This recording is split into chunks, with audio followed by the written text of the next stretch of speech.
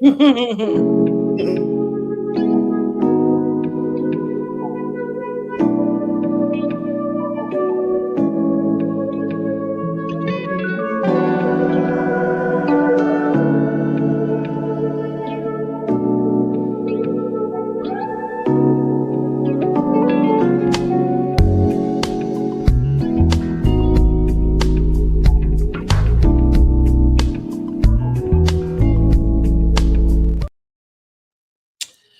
hello. Welcome back. Welcome back. It's your girl, Brandy Janae, and we are back with Word on the Curb, Miss Angela for Married to Medicine. And my grandbaby. Right, and we got the grandbaby. Now me. How was your weekend? It was weekending, I guess. It was weekend. Yeah, it was my husband's birthday weekend. So, girl, Okay, yes, we still ain't do too much of nothing, but girl, we had the my daughter's friend funeral, so we had to do that, and then that was just different. But yeah, we ended up. Then my stepson came into town, so we finally got a chance to see his baby. So okay, nice. my husband was excited about that. Yeah. Nice. So everybody, I said, all these babies floating around here is ridiculous. Well, just more babies to come to the daycare. Oh no. Daycare is full to capacity. How we feel to capacity? Yes, honey. Feel. Stop. This little boy right over here. Prince Michael Jackson, you leave stuff alone.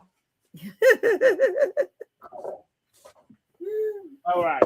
Well, so we did get the reunion looks, okay, for Married to Medicine. So before we get into this week's review, first of all, don't forget to like the video, subscribe to the channel, and head over to the community tab because I finally got the Married to Medicine Housewives awards out. Okay.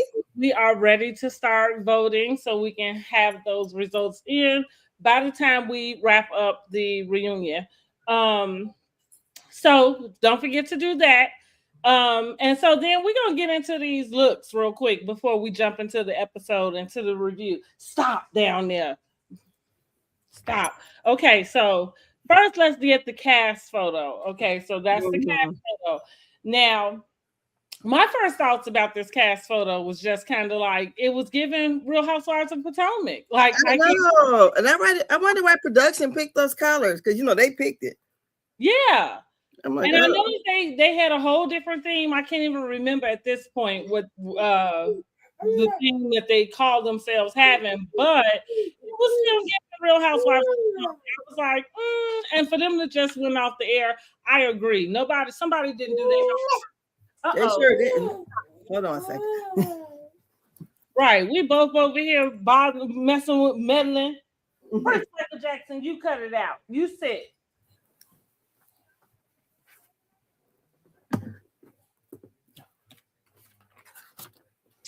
So there we are with our cast photos. So let's just go through look by look. So for overall, I'm not feeling the look overall, just because we just came off of this. Yes. Yeah. But let's go ahead and go through the looks. Okay. So first up, we got Dr. Jackie. Well, I thought Dr. Jackie looked nice. But it's giving Jamaica, like somewhere tropical wear. Not really just if the reunion is supposed to be a formal look, it's not giving that. But I thought she looked nice. I agree. It wasn't the worst. It wasn't the best. Like maybe I agree with you. Maybe it's a little like lax, not as formal. Even with the material that it looked like it might be, maybe because it might look different in person. You know what I mean? But I agree. It's not the worst, but it's not the best. Jackie, I think, always falls into that like kind of category.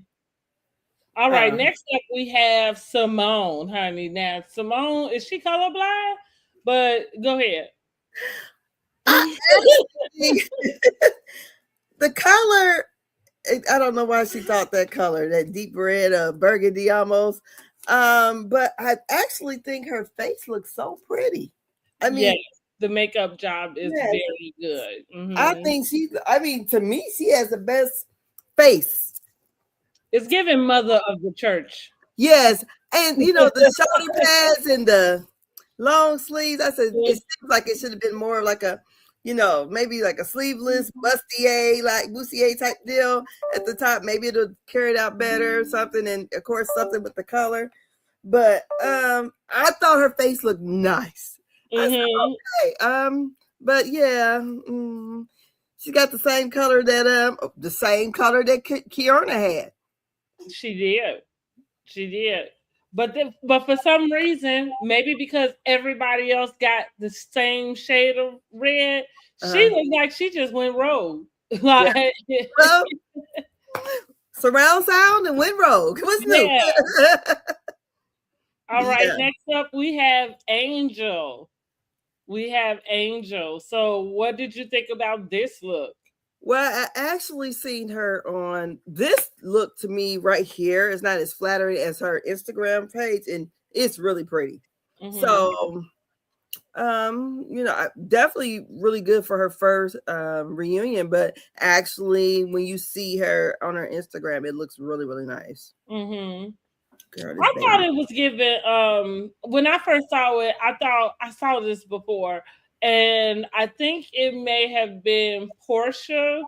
There was a reunion dress. I feel like it was white. I feel like it had some of the same like ruching going on, and same silhouette and everything. But with that being said, I mean, she's kind of like Jackie. It's not the worst. It's not the best. Maybe in the realm of everybody, maybe it would be the best. But I kind of feel like, and this is about to be the problem with, I know, okay, I did coin her as a BBL girl, and I don't know that to be a fact. So that's just me spreading rumors. But let's just say this is the problem with being improportionate in general. Like, not everything suits your body set, you know what I'm saying, shape and size. So where it takes the like elegance out of it, like how you got the one shoulder, you know what I mean, and like the cape around the waist, like that, flap or tail, I should say. Which those elements would give you glamour, right? But in the way that she wore it on her body, you like sexed it up. You know what I mean? Like, and so now it's not so much. Now it's kind of giving fashion over. Fashion over. All the way tacky on her, didn't you, girl? Well, I mean, you should even see her panties through there.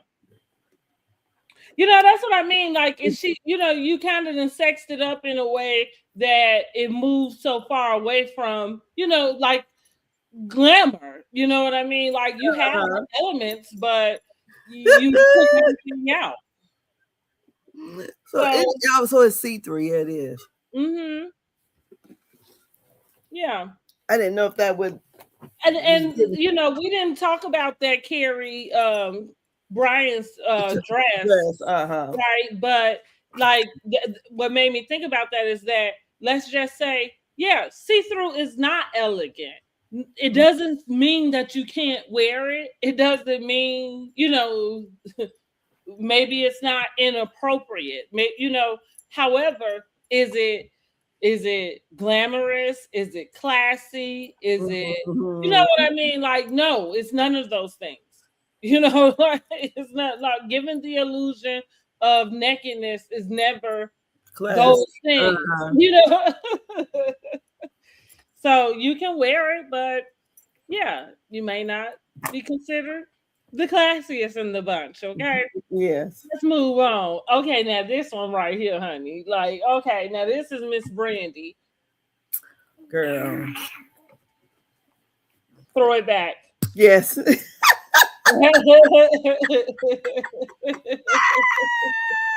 That's all I got. You said throw back. Like the entire team, everything Girl. from the top to the bottom, whoever Yes. was involved in this look, they all have to go. Girl, she was going for Jazzy. Maybe she called it up and got her stylist, honey. But so. whoever was in charge of all of it, they have to go. Girl, like immediately. Do not pass go. Do break not collect $200. You know, I didn't expect nothing of her. The whole time she never dressed nice. I agree. You know, pretty plain Jane, yeah. Yes, very plain Jane. I mean, you know, here's the deal. Jackie, Simone, plain Jane on Married to Medicine, you have good company, right? You know what I'm saying? Like, you're not finna come up with the only person competing with the labels is Toya, and nobody's competing with her.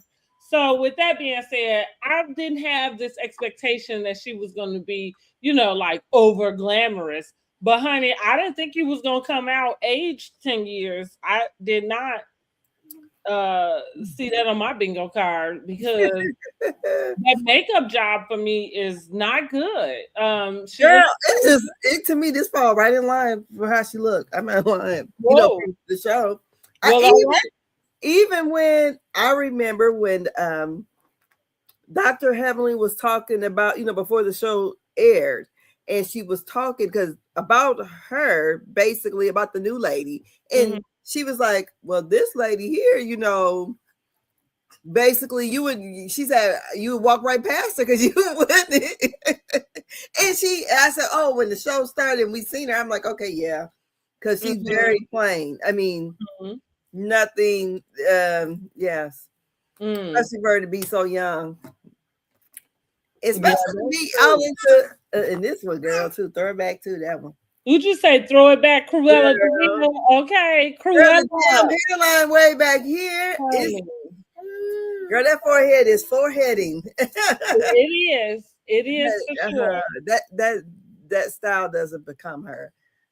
It is for sure. I feel like the dress would have been okay had she had a different hair. Yeah, but then what is this kind of velvet-like undergarment under there? Yeah, no, I'm not sure what's going on with that little whatever that's supposed to be.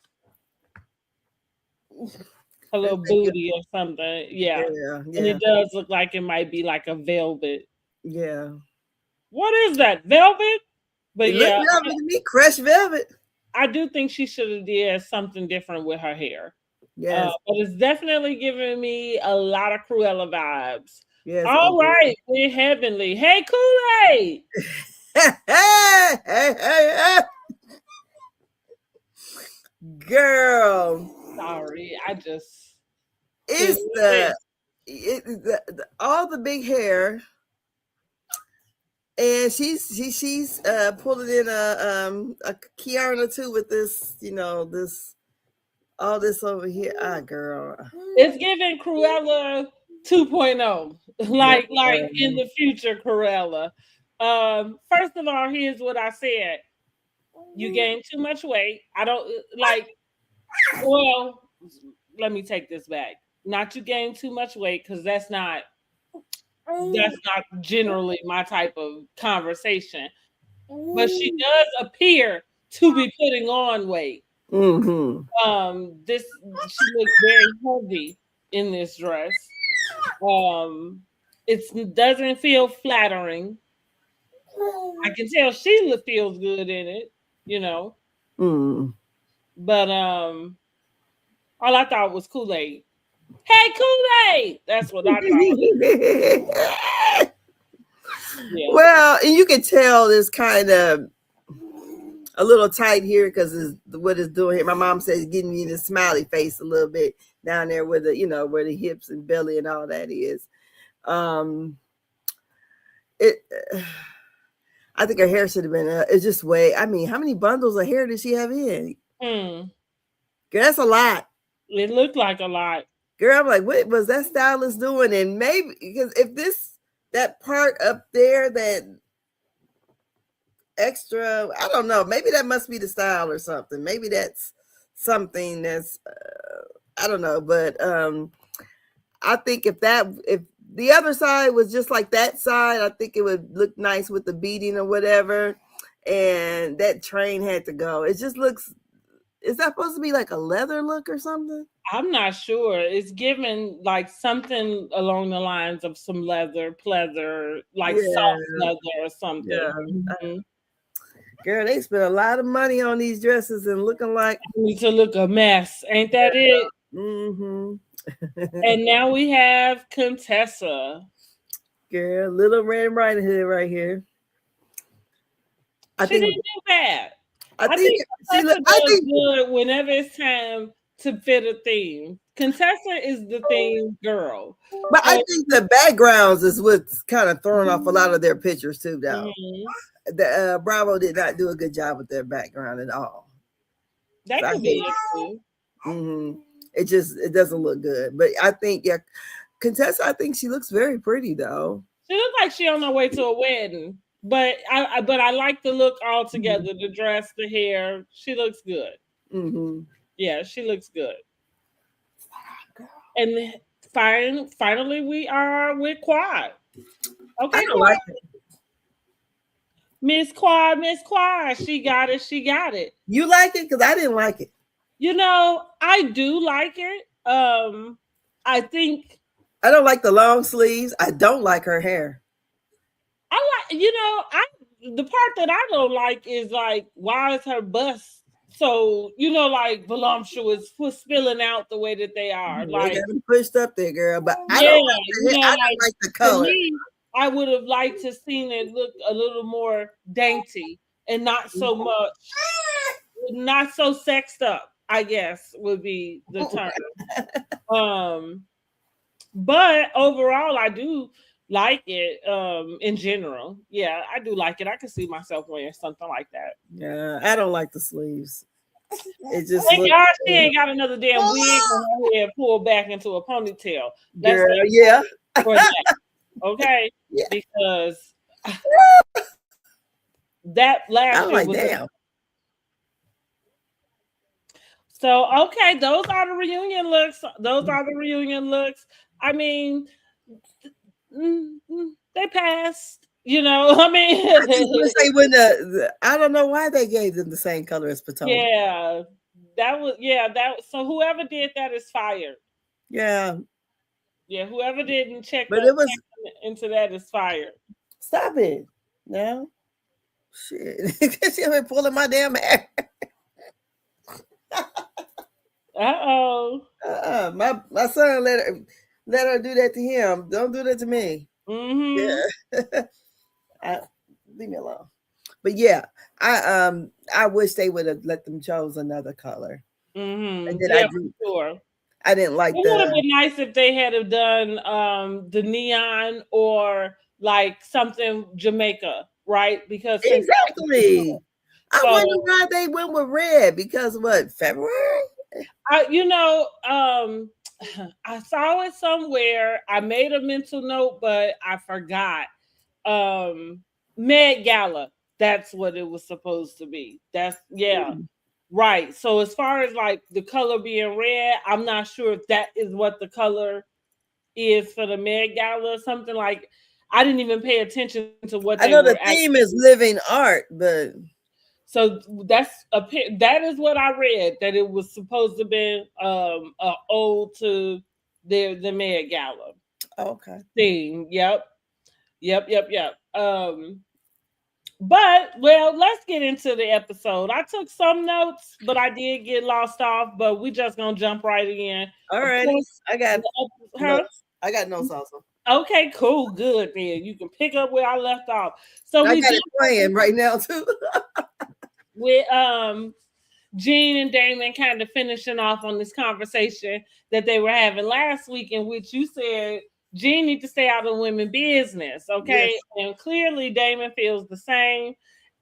Gene feels like Damon is just being avoidant of this conversation that he would like to have. That primarily does center around Toya throwing this Met Gala.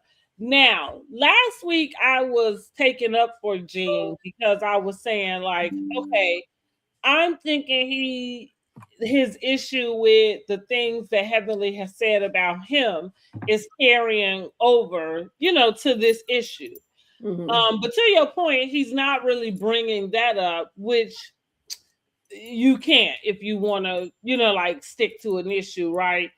So with that being said, I'm kind of thinking when it came back on, I thought to myself, like, Gene and Toya, they really are made for each other because together, you both seem to not have enough, like,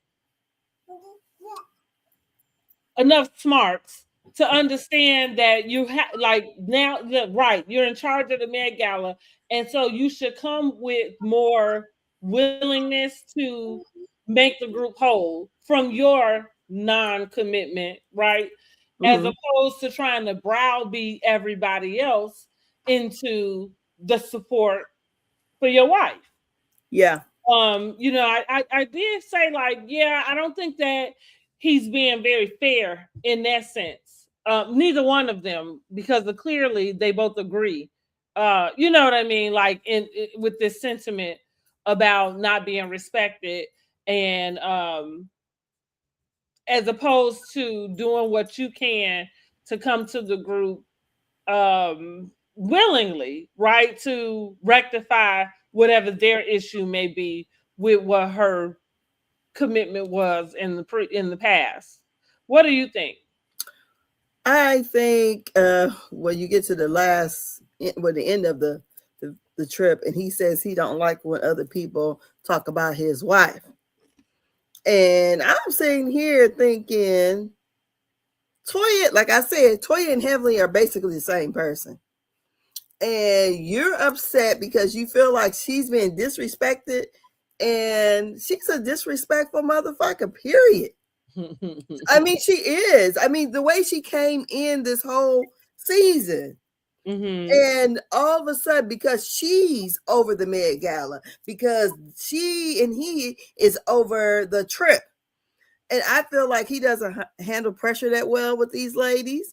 And I feel like he was freaking out because he should play the background. There's no way in the world that he needs to be talking to Damon about anything Heavenly does, because his wife does the same motherfucking thing. Which is what I think King cut in to say. Yeah.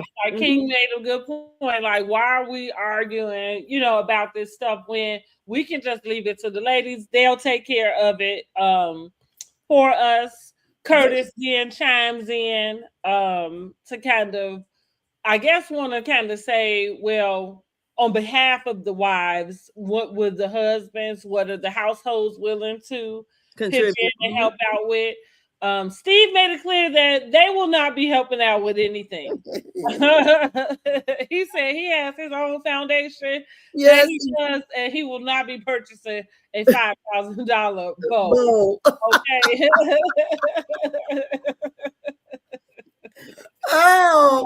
His reasoning is because, like, Mimi feels left out.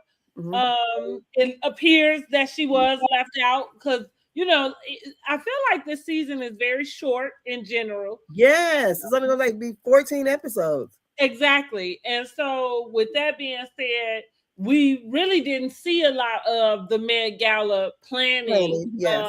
And so with that being said, to the audience, it doesn't appear that anybody went and talked to Mimi or Brandy about what they would expect from them.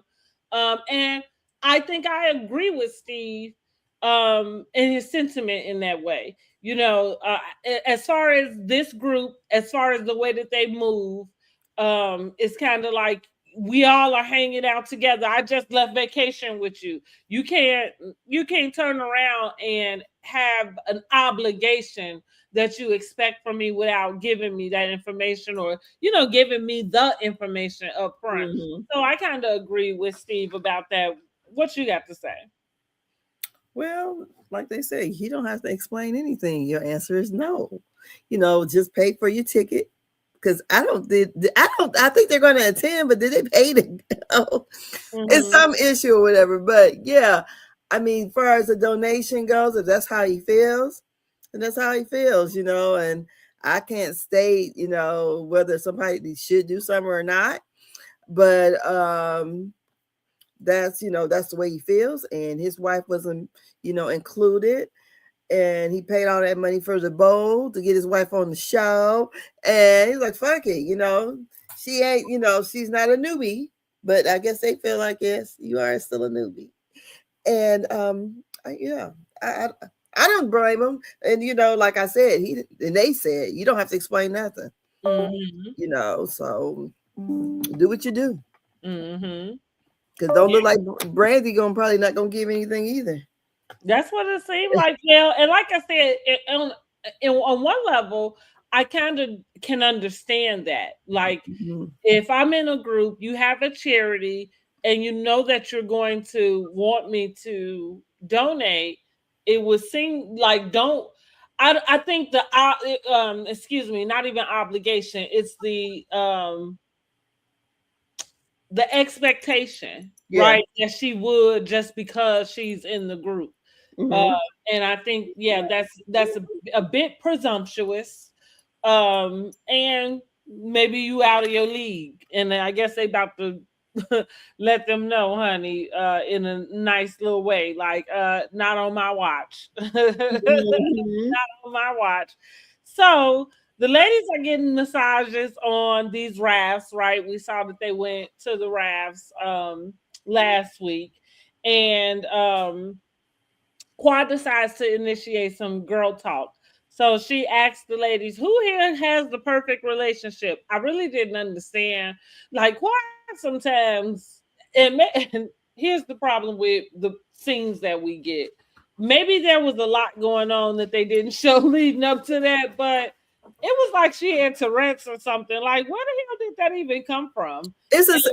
I felt the same way throughout the whole episode. I thought the editing was poorly, because you can tell, like, the way that, especially with the whole thing with Damon and Eugene, when he's like, don't talk about my son. It didn't even seem like that even went there, because it seems like they were having a serious conversation, because you could tell Damon was probably on 10 about something, and it's just like, okay, we didn't cut to here, and how did we get here? So yeah, the editing I think was terrible. Yeah, definitely. So yeah, because it did just come out of nowhere. Yeah, I'm like, okay, like, what kind of question is that? All right, girl. So this leads to Quad, like, they asking about her and King. She states that she ain't really that pressed to be a wife. She disclosed that King did propose to her. Those are not the words that she used, but what she described. Oh my Lord. What she described was King kind of saying, hey, we could go get married down to the courthouse. She said she didn't take him serious.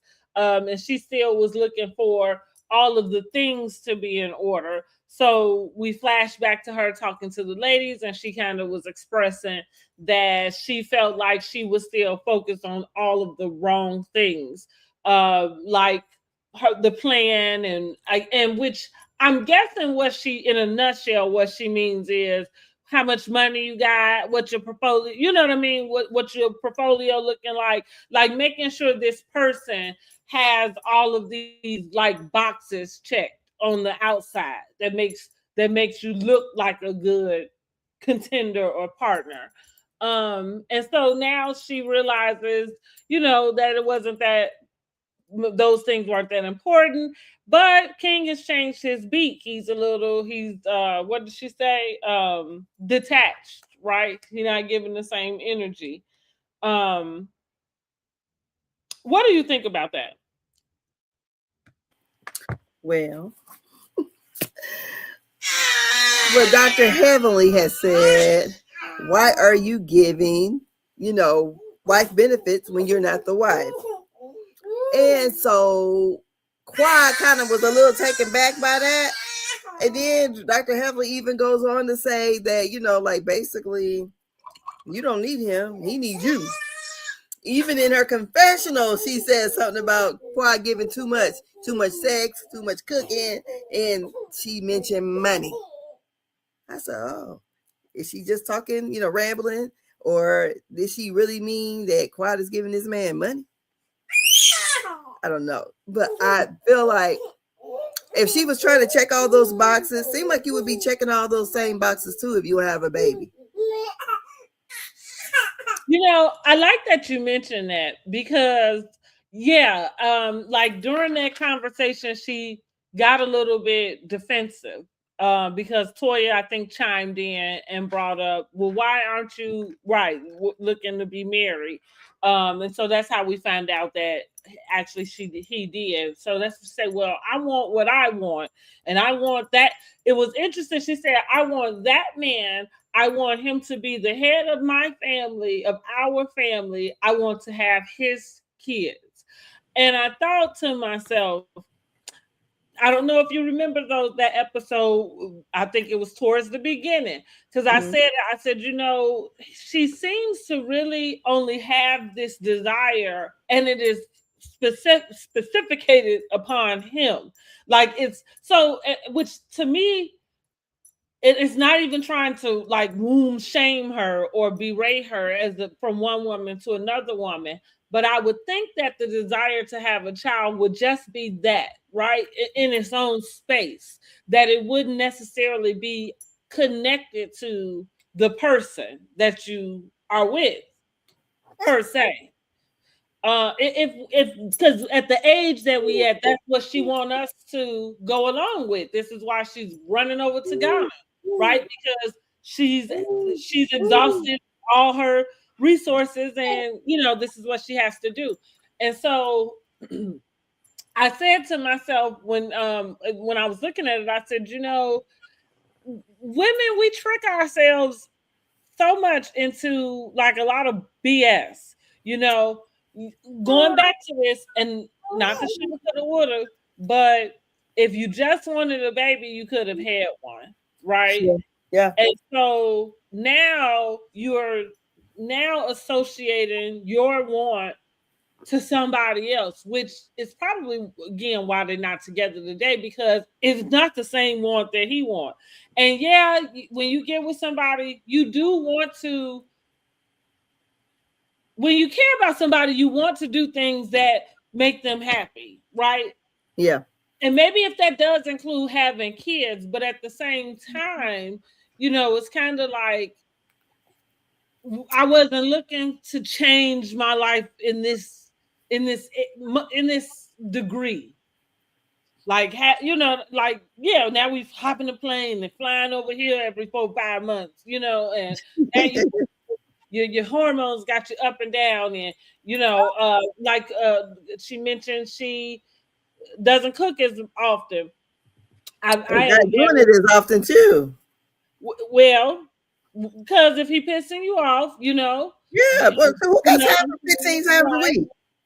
And but at the same time, right? Well, going back to this wet marriage thing, going back to the 15 times a week, that was interesting that you was doing that then, because at the time, what was he doing that you would be giving him sex 15 times a week? Is he paying your bills? Is he giving you some commitment?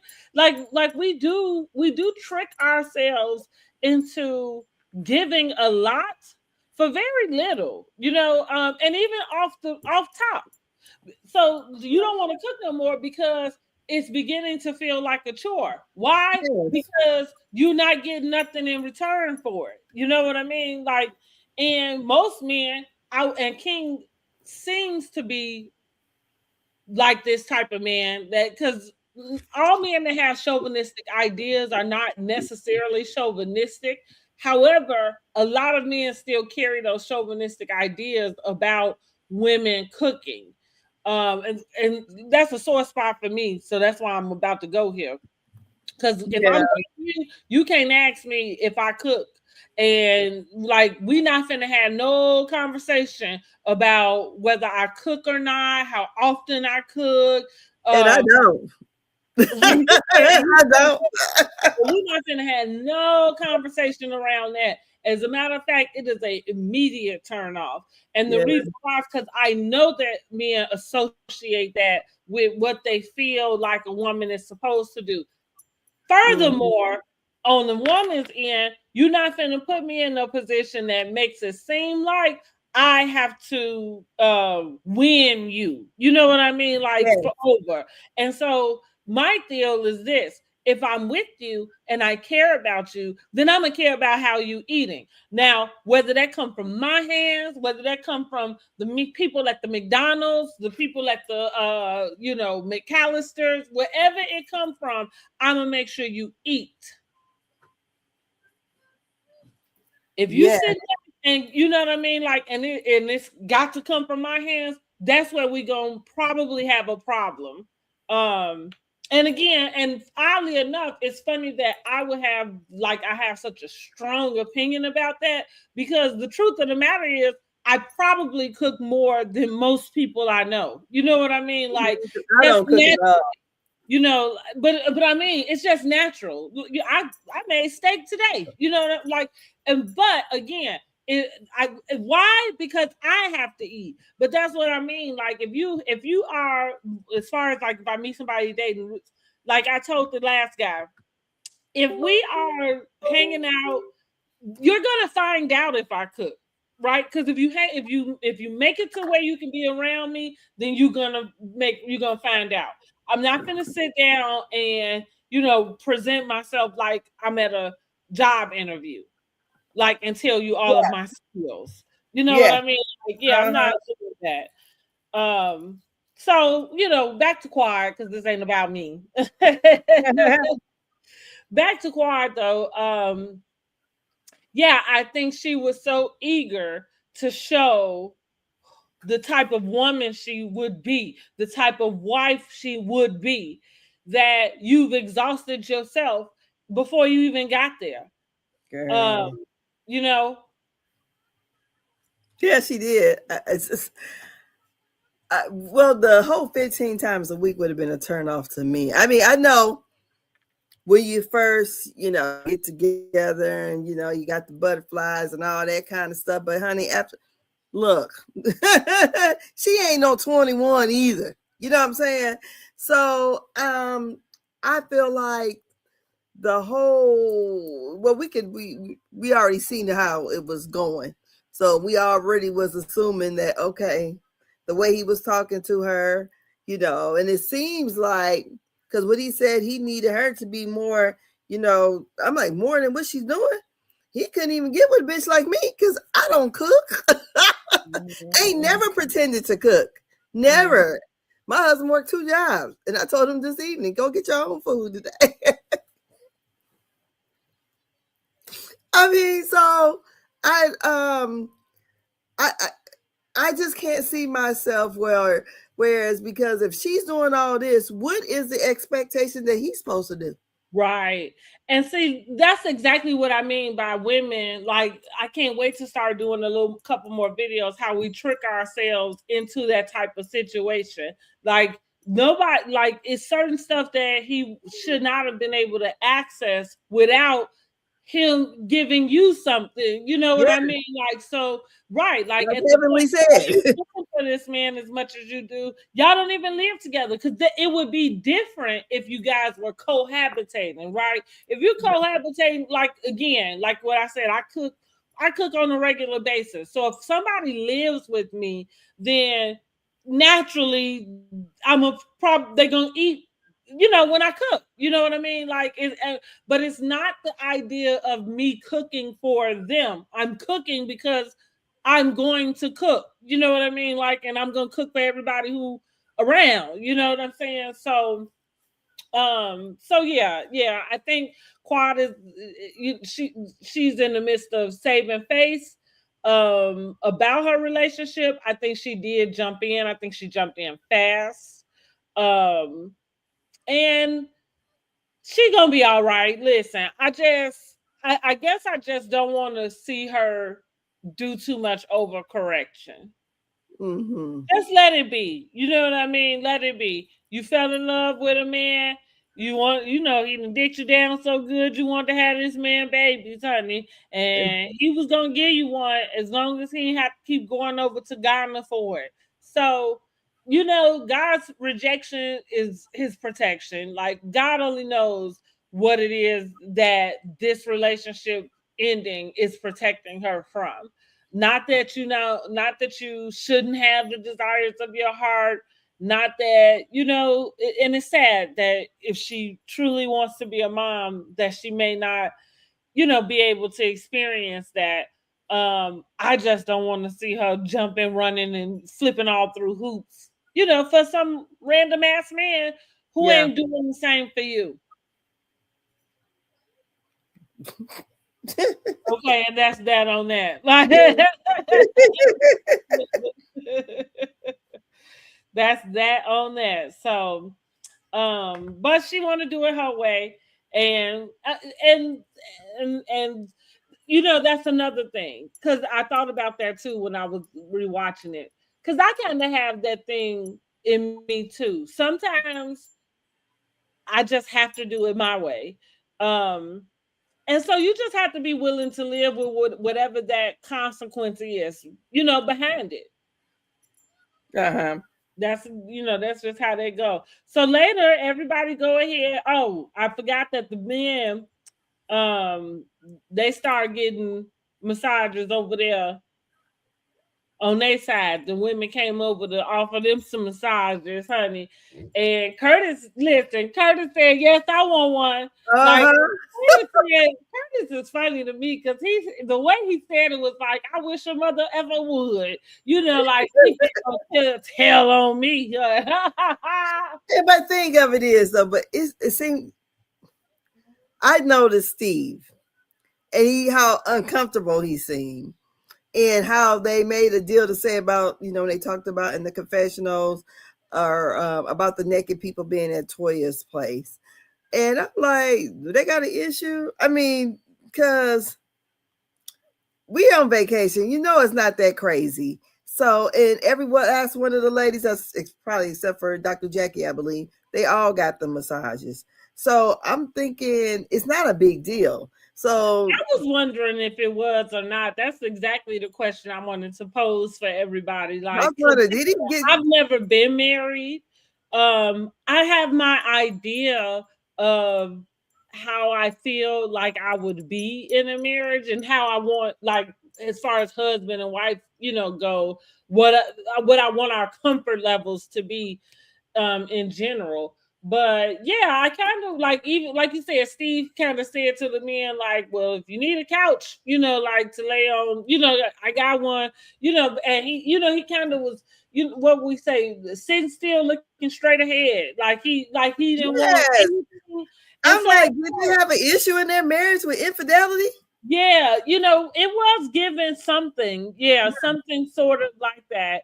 And it was strange, right? Because I agree. Like, so that's what I'm saying. Like, there's a comfort level that I want to have with my husband. Like, if we on vacation and we go to a beach, I don't want to care if there's other women around in their bathing. You know what I'm saying? Exactly, because honey, I'm looking at it. I'm looking at the women and men. I'm just saying, I notice everything. You married, not blind, right? Yes, because I'm looking at. Oh, did you see how she look? Oh, she's sharp. What it feels like to me is that you don't have self-control, and that, so like when, like, my type of man has to be a man's man. Part of being a man is having self-control. So you should be able to be in situations and be able to govern yourself. Whether I'm there or not. Whether somebody I know is there or not. That is the particular type of trust I would like to have. I don't like, so if we sharing, passcodes and locations and whatever, I want to be able to forget I even got that bull, right? Because not oh, let me see where he at. Like I don't want to do none of that. I want to be able, when you walk out my door, I want to know, I know you know how to carry yourself. Vice versa. Like I want I want my man to be able to know it don't matter where I'm at, and it don't matter what the hell is going on. Naked men could be flying from the chandeliers. This little lady coming back home, right? I know that's right. Yes. Because I'm the kind like this. Wherever we're going, I'm going to observe everything because I'm nosy. I'm nosy. I'm watching and looking at everything. I don't expect, if I see someone that, I can give a compliment. If I see a woman that's bad, I'm like, they cute. I mean, he might say, don't ask me, but I'm noticing, especially if the lady is sharp, got on a really nice outfit or whatever. Oh, that is cute or whatever. But I thought to myself, when I'm looking at Steve, I'm like, you're around these old ass men. Even Dr. Damon, who lied, he still got one. And I said, she probably would have fainted when Toya did. And they talked about the revenge of the what they call the sipping paint. I said, Dr. Mimi would have fainted when she seen them naked men there. Okay. Yeah, I thought that was a little strange, but like that's what I said. I chalked it up to like, well, I'm not married, so maybe it is a different rule about stuff when you marry. But I want to be able to get a massage, and I want my husband to not feel no type of way about it, and vice versa. I feel like personally, what I've learned about myself at the age that I am now is that is the type of trust I would need to have. And if I don't have that, then we don't have, like, there's nothing else that we can do. You know what I mean? So if I have to worry about you going to get a massage, then it's way too much going on in our relationship, Especially, girl, a massage around these women's husbands that I'm around. Because somebody gonna tell it if it was. Maybe if you go to Thailand or Colombia, those places I might feel different. I might be like, man, no, you can't go there and you can't do none of that in those particular places. But just like what I saw, no, like I told you last week, I didn't like the way the ladies was like, you want me to get in there? Like I'd have been so fucking annoyed if they was somewhere with me. Get your ass on and let's go. Now, and don't get me wrong, it's some stuff I do and I'd be nervous about it, but I don't spend a lot of time hemming and hawing. Like if this is what we're doing, then this is what we're doing. And let's go. So I didn't like that, but yeah, I would get the massage. If I go to Jamaica, I will be looking to book me one just so I can say I did it. But yeah, I thought that was strange too. Okay, so now we're gonna get to where everybody meeting up for this neon party. So everybody's gonna wear something. Oh, hold on. Before we get there, let's talk about the massages that Toya talks about. Okay. Oh, she said she had a massage that almost ended in a happy ending. Yeah. I don't really okay. So let me tell y'all this. Full disclosure about me and massages. So I had for a long time had this I don't know deal. So it took me a long time to get a massage. My very first massage I just got was in 2022. That was the very first massage I ever got. And like I said, for some reason it was just like I didn't want strangers touching me. I don't know. I was just really weirded out by it. Anyway, I got the massage. I enjoyed it. I've had a total of 3 massages total. Okay, full body, right? So with that being said, because of course we've always heard of the happy ending type of deal, I don't really know how you go into a massage. Girl, they was already expecting that from the beginning. Okay, yeah, so that's why they booked probably a private one. They knew about this person. Because like I'm like like said, and I that's why I just want to give you my background. No, I'm not a massage connoisseur, so I ain't had every single type of massage, but I don't really think it's supposed to get nowhere near where you should be having a happy ending. Not unless you got some weird, like when Contessa said about Scott's ears or something. Not unless you got some weird, like little places that turn you on or whatever like that. But yeah, that's all I got to say about that. And this is the other thing I got to say.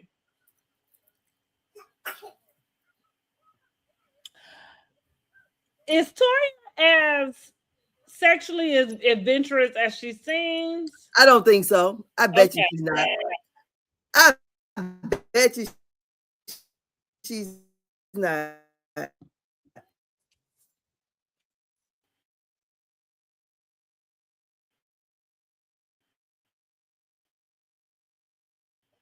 Somehow I lost you, or okay. I don't believe she's that kind of girl. I don't. That's why I think she's just playing on it. Well, I don't know. She acts like she's been with a woman before, but it just seems like, outside looking in, it just seems like Eugene is very vanilla.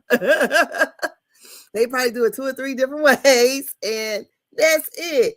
All this stuff. Let's be clear. How many ways does it take, though? I say this all the time, and I don't want to be accused of being a prude myself, but I mean, good God, like how many licks does it take to get to the center of Tootsie Pop? They take a lot. Hold on a second. How to answer the. Drop down in the comments and let me know, honey, like how freaky do you have to be for real? Because what is wrong with just having a partner, knowing your partner, and just getting it in the way y'all get it in? Like, why does it have to be all of this like extra? All of this extra. I never really understood that, but hey, that's just what I got to say.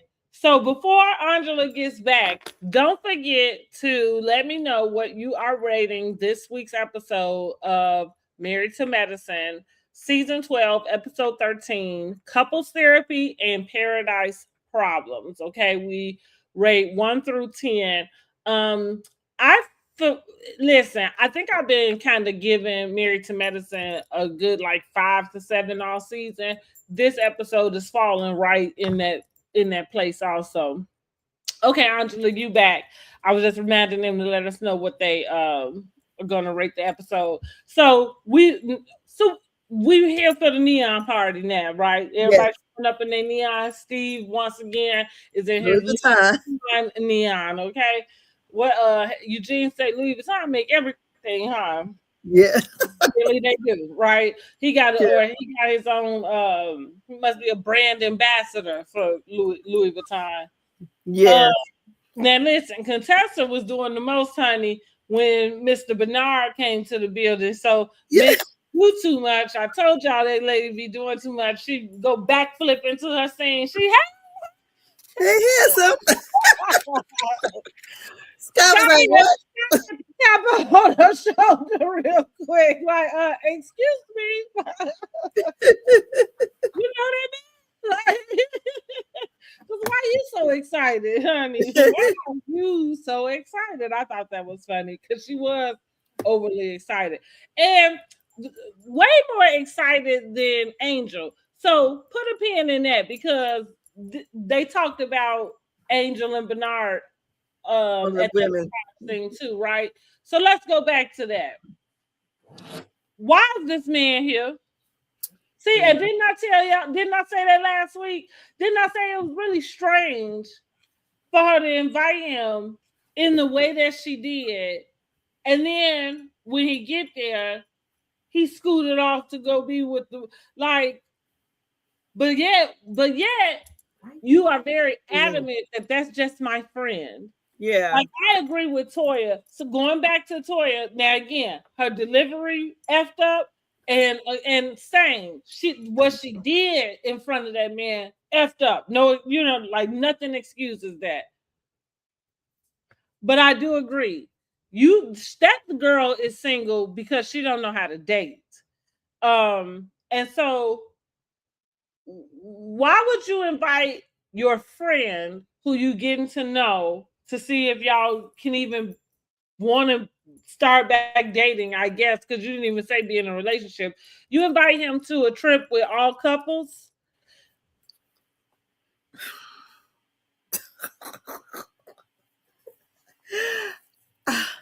Well, he knew.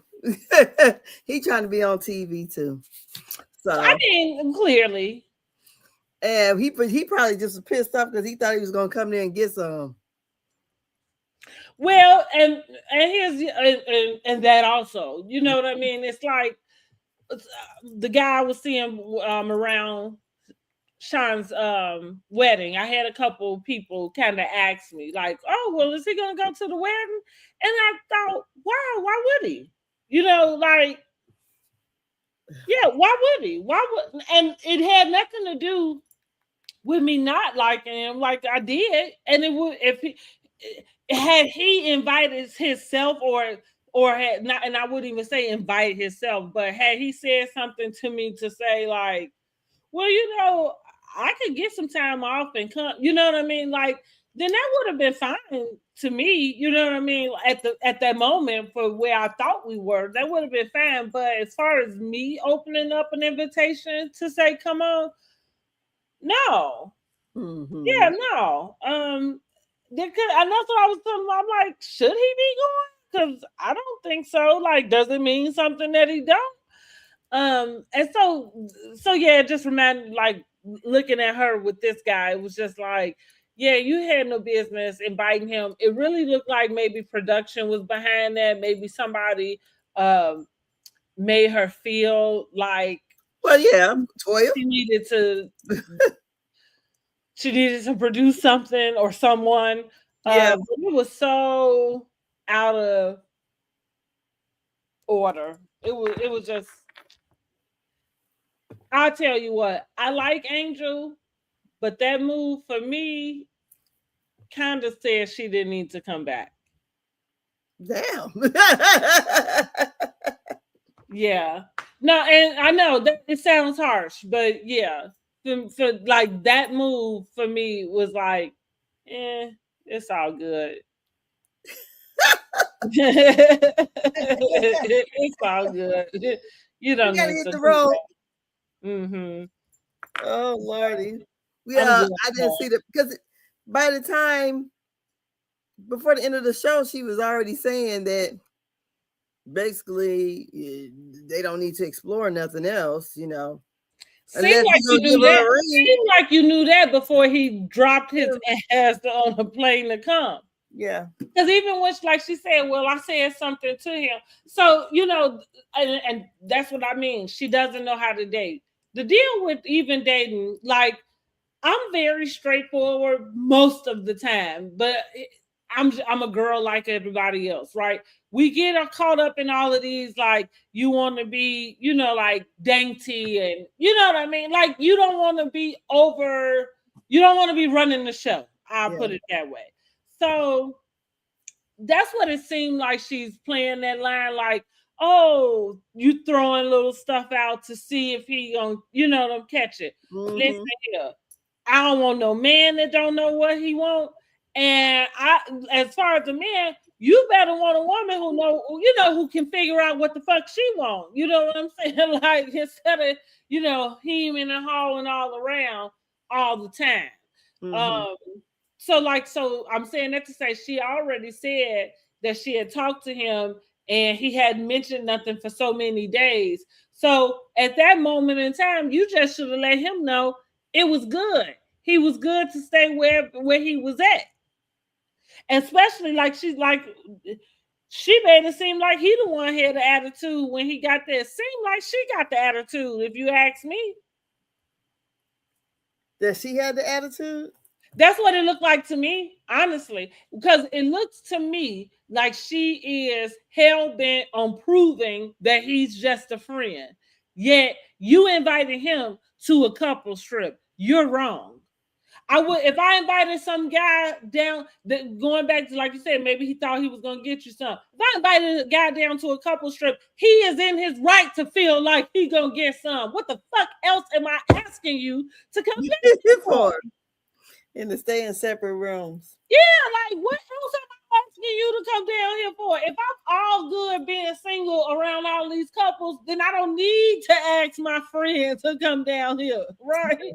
Like clearly, I'm around all these couples, and I said, "Well, God dog it, let me pull up the back phone." Well, she's not good around the couples. And that's why she brought him. You know, he was the same reason why she brought him to the family reunion. Yeah. But I agree with Toya. You giving him the wrong impression. You giving us the wrong impression, and so that goes into me why I went all the way to she don't even need to come back next season. She don't even need to come back because this is not what's going on in your life.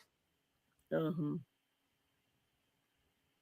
That's not the guy you dating. Like you know what I mean? So, and we got enough of that. Like that's kind of where my threshold is. We got enough, you know, and we put up with it from the OGs. But when you come in as a newbie pulling these stunts, I'll get your gone from around where they got you from. Especially you know, she's making sure she's checking the boxes. Okay, he's a doctor. So I'm on married to medicine, you know, maybe me just being a nurse. It's not enough. So I'm going back to school to be a nurse practitioner. And now I'm going to bring this doctor man on over here that I don't really like. I've been dealing with him or been friends with him for 10 years. Yeah. And that also, I would agree, is a red flag also. You know, you don't like that man. You're not interested in him. No. Yeah, I don't know. You know, that's another thing with us women. Like, I hate that society got us feeling like something is wrong with you. You know, like if you not made it up with somebody. You know what I mean? Like, because it's okay. Like, you don't have to like a man because he likes you. True. You know what I'm saying? Like, you like, it's okay. And also it's okay if you end up with yourself. You know what I mean? Like, I think that's okay too, you know. I don't know. I ain't putting up with a damn thing at this. Angel got to get the boot this year, honey. A damn thing, honey. They give her the pink slip. Yeah, I am giving her walking papers for that tad ass excuse of a date from Bernard. Yes, she get her entire walking papers for that. Go. I don't want to see you no more. Bye. I don't want to see you no more. So down at the neon party, they play a couple games. First it's the men versus the women. Then they do the red flag, green flag. They didn't do the red flag, green flag. Oh, that was the other day. Yeah. Okay. And then they kind of split off again, right? And everybody had a powwow because this is when Curtis decided to crawl his ass all up in King business. Okay, we wanted to put him in a hot seat, but the questions were very messy, and Eugene was taken back when he realized that he was the one that people think that gives unsolicited advice. And he was like, what? I thought that I was like, do he? But maybe it was with some stuff we ain't saw. Yes, and then they asked the question to the men who takes a disagreement and turns into a full blown out, fight. And for the most part, most of them said all of them. Scott said boat. Talking about the lady who was on the boat, who is loud. Talking about surround sound Simone. And then Toya, this is the sex pot or sex kitten S like question. Who is more likely, is this the question that's posed to the women, to call out the wrong name during sex? And everybody put Toya. Yeah, Toya would be the one. Well, I feel like that's because they all seem to think Toya. Well, we already know that they, I guess, think that she might cheat on Eugene. However, what we know they think for sure is that she clearly fantasizes about other men. Well, she said it. Remember, because that Yeah. was one of the questions that Dr. Heavily had asked: who dreams Mm-hmm. about other men? Oh, when they get over there to the other side. Mm-hmm. So, and Toya says she dreams about it, but also in this segment when they're talking about the different names, she said she'll usually say, Bay or whatever for the people she couldn't remember their names. I'm like, who are you talking about? How you can't remember his name or their name? Who's the name? So, Right. Are you telling me? Well, I think Toya was speaking because there was a time when she was single. You know what I mean? Like, it's not like her and Gene got married, met in high school, got married, and been married since. There was a time when she was single and she dated, and let me not interpose the word dating with Because it don't sound like sex with people, right? Because dating someone doesn't necessarily mean that you being sexually active with that person. Mm-hmm. But I'm also saying, because we all grown, like when adults have a dating history, it's only fair to assume that there's a sexual dating history, that accompanies that. And so I just felt like that, like she was speaking from a place of previous before her marriage, I guess. But that's how why we going down that road over 20 years ago, girl. Let it go. But that's why, I wonder, why is that something that is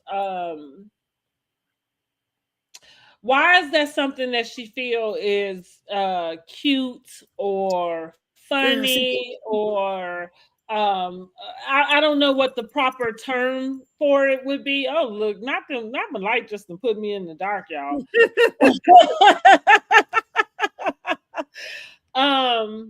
But I would think that your husband would not want, I don't know, wouldn't want your conversation to always center and it always centers sex. It does. yeah. And like with other people or whatever, or talking about sex and his his size or lack of size or whatever kind of size. She puts this out there and you can tell he's kind of embarrassed by some of the things she says. I'm like, come on, Toya. I don't know. She just seems so damn ghetto. I don't get it. Or what they say, uncouth. I mean, Well, she's I just was gonna say, now you about to get me on how Dustin did Claudia the other day, because I don't know if ghetto is the right term. It might be more uncouth, because I think even being ghetto too, though. They want a lady in the street and a freak in the bed. So let's just say she is a sex kitten, right? There's just a way that you present that. You know what I mean? Like, and I would think that your husband wouldn't necessarily want you kind of always having that type of conversation, all the time, it's a time and a place, and vacation in Jamaica, is an appropriate place, I would, assume. Yeah, but it's just all the time with her. Yeah. But I don't know. I don't know. I think about Eugene, and I, like you said, it doesn't feel very honoring or respectful to Eugene. That's kind of and I wouldn't want my husband to be openly fantasizing about other women. I don't know. I just and let me know it was. No. Yeah, that would be a turn off for me. Yes. For sure. So we also get to see Mimi kind of have conversation about her and Steve said they had their problems, I guess, especially with him being a football player. I'm sure that maybe she did. I don't know. They seem so square in general I that think I it's all performative. I really do. do you. I think it's 'Cause performative. that's We're because gonna I'm come over trying to here. figure him out. That's what I'm saying. Like y'all see, they seem so square that I'm like again. I'm not saying that he's too square to not have cheated on her. I'm not saying that. But what I am saying is like the the realm of what y'all issues are pretty square. You know what I mean? Like pretty vanilla. We'll put it like that. You probably Vanilla, ain't baby. chasing no motherfucker down in the hotel room and break. You know what I'm saying? Like you probably were doing all of that.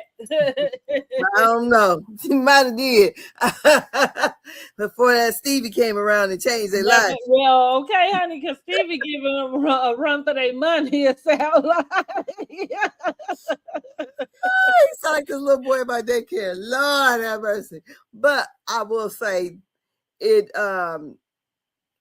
Her and Steve, to me, it seems like they're wanting to present, like Dr. Heavenly says, she got the perfect wet marriage, because you see, she goes over and says, "I'm fixing," when they first get there, "I'm fixing his plate." And Dr. Heavenly like, "I got 30 years in the game, I ain't fixing shit." Basically, she ain't fixing no plate. Damon got to get him fix his own damn plate. But it seems like they're on the show, and she's trying to present this perfect, like marriage, and that's why I feel like he was looking straight ahead, didn't want to, engage with the ladies that for the massage, and how they felt so uncomfortable with Toya's skip work day and the people in their bikinis. I'm like, I could see if it was only women walking around, but it was women and men. So I just didn't see why they both seemed so uncomfortable. Because usually if it's one uncomfortable, like the other one shouldn't be, because like we don't have the same personality, so, and he was a football player. So I don't understand. I mean, I just don't see why, they're younger, why they seem like there's an issue. And I just feel like they're trying to present this. But yeah, I believe he's probably cheated on her ass. And that's why he couldn't get the massage on the beach. Well, yeah. So she talked about her worries, about little Stevie Yes. growing up and just how society will deal with him. And and I think it's fair. Yes. It's real, like because she said she had to grieve the expectations of what she thought, so the loss of not being able to have this, this perfect kid, or what we want out of our children, for him to be able to go out and have a nice life, or will he have to be with her or them for the rest of their lives, things like that. So what it's going to look like when he, and not for nothing, what I thought about as you were talking about that, because I like one thing I like what she brings. So you probably are right that they are very performative, especially with her being therapist. Yes. But a lot of what she brings though is an added perspective, like the grief of grieving what won't be, know what I mean? Like, and sometimes we as people like think of grief just in the sense of somebody passed away, but you don't look at the things that you go through life, and there are things that you have to grieve. I just went through this in my women's cohort where we did an exercise about we had to write like a letter out to someone, like, and it was the same thing, like that process, because as I was going through those weeks, I had not thought about it that way, that you have to, because you get disappointed, like life happens, whatever, you keep going, woo, woo, woo, but there, you know, when you started out, you had an idea of about where you was going, what was happening, and so even though you may have detour, and maybe you whatever, because nobody's saying that you're in a sad place, but you have to be able to let go of the things that didn't come to pass or didn't, you know what I mean, happen. And then so I mentioned that to go back to Quad, because she was speaking about her child. And just like I was saying too, and I think that touches me, because I'm like, I remember being pregnant, like the blessing of being able to have pregnancies without issues, deliveries without issues, children subsequently giving birth to newborn babies that have no issues.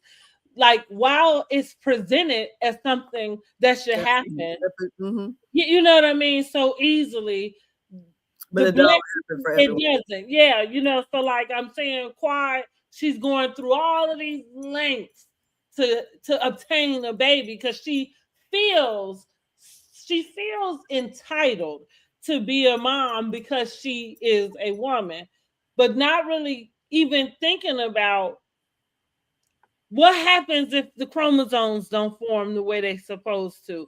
You know what I mean? Like like that's like what I was saying about God's rejection, you know, being protection. Like, you don't not really privy to why you're in this position that you're in.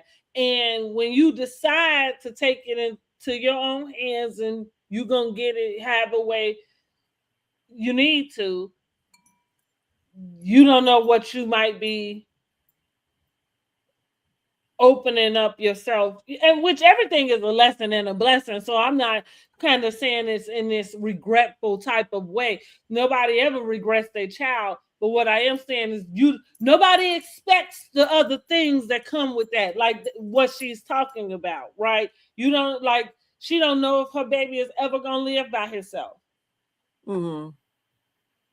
Could you imagine, right? Having a child that you realize he's never gonna take care of himself.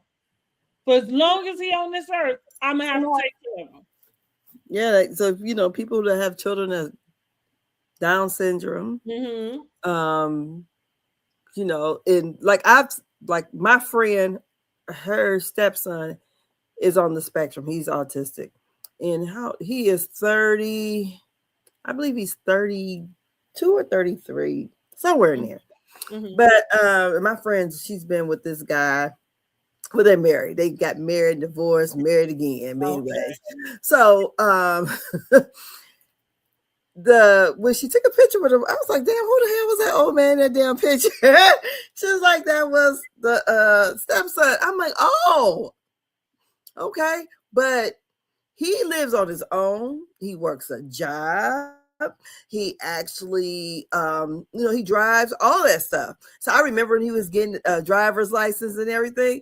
And my thing is, he's able to do those things. So, I mean, when you talk to him, you kind of know he kind of talks a little robotic, you know. But I have a cousin who is autistic. He's the other way. He is nonverbal. So, and he is probably about 28, 29. He would have to live with his parents forever until, you know, somebody else probably takes him when they're not here. But yeah, so those were normal pregnancies. So it could happen whether you.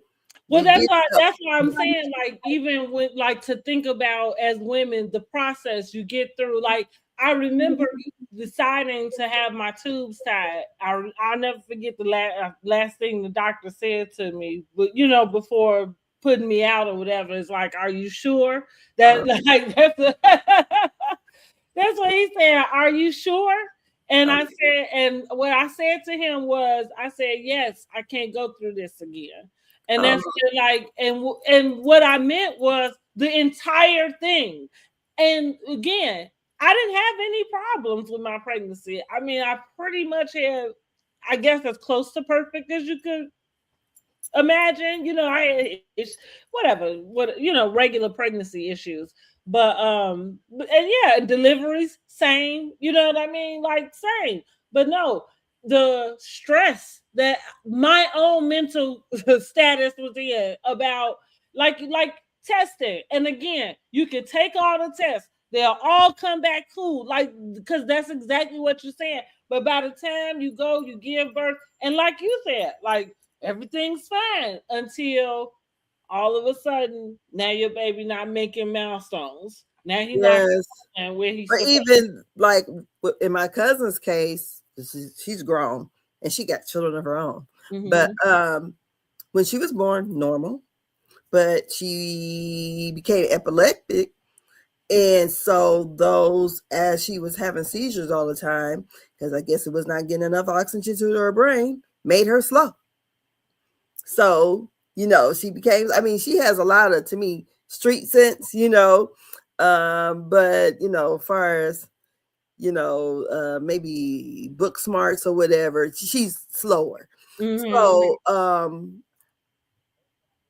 you can have a kid that can be perfectly normal. But I feel like those are the conversations that as moms, like especially, well, because I don't know if this is, I don't know if the context of the conversation is it's not a rebuttal to help someone who's having trouble getting pregnant, like not want to get pregnant, but it's also, I think it's a conversation about the things that you don't know until they happen. Yeah. Because nobody talks about it, like everybody just expects it's going to be right. Yeah. Because if my pregnancies would have did different, like, okay, the first time I got pregnant, I had the baby, right? I mean, I had to have a cesarean, but I had the baby, and it was an emergency cesarean. The second time I got pregnant, I miscarried, and they were 5 years apart. So then I'm like, why the Lord let me go through this? Girl, that kicked my tail. Then I get, so my son, he's my rainbow baby or whatever they call it. And then I had 2 miscarriages after him. Wait a minute, 3. Because the last time I was pregnant, I was 42. I haven't had my tubes tied, so okay. I got an IUD. But yeah, and each time I miscarried, it was an unwanted pregnancy anyways. I'm not even gonna lie. I mean, like after my son, I'm like, it was like they end up changing my birth control. You had to get it mailed in. That's what the hell? Now I'm pregnant. But yeah, but if it would have been where I was a person, say the first one wasn't successful and I had all those miscarriages before I got pregnant, yeah, I would probably been like, oh my God, I can't have babies, or I can't carry them or whatever. A lot of times, something is, what they say, you have that spontaneous abortion. Right. So, so something is probably wrong with the kid or something. That's why your body rejected it or whatever. So, yeah. So going back to going into Curtis's, foot in his mouth, moment where he's basically chastising King about being out of order, about wanting to have a baby and focusing on the baby before actually getting married. Kind of, the insinuation is that the blessing is not coming because they're out of order. Okay, that was the insinuation that I got from what Curtis was saying. With that being said, because I feel like I have a way of agreeing with Curtis, right? It's a right message, wrong messenger. Yeah, right. Because that's what we have to go back into, and I'm gonna use Quad and Kings, their own situation. I'm not God, and I'm not the one to say who can and can't.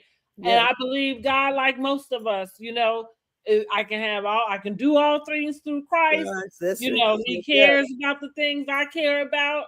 I am able to have all the desires of my heart, right? We all forget it's kind of like in his will also. So while we live in, right, and we live in our lives and stuff, we're supposed to be trying to live in his will. So the benefits of being in his will is that we get the abundance of the blessings, right? You know what I mean? Like for being in line.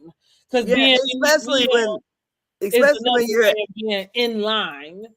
yes, especially when they're kind of like praying for this to happen, you know. So that's why I definitely agree with Curtis. You know, if you're praying for like they said in church, God don't bless mess.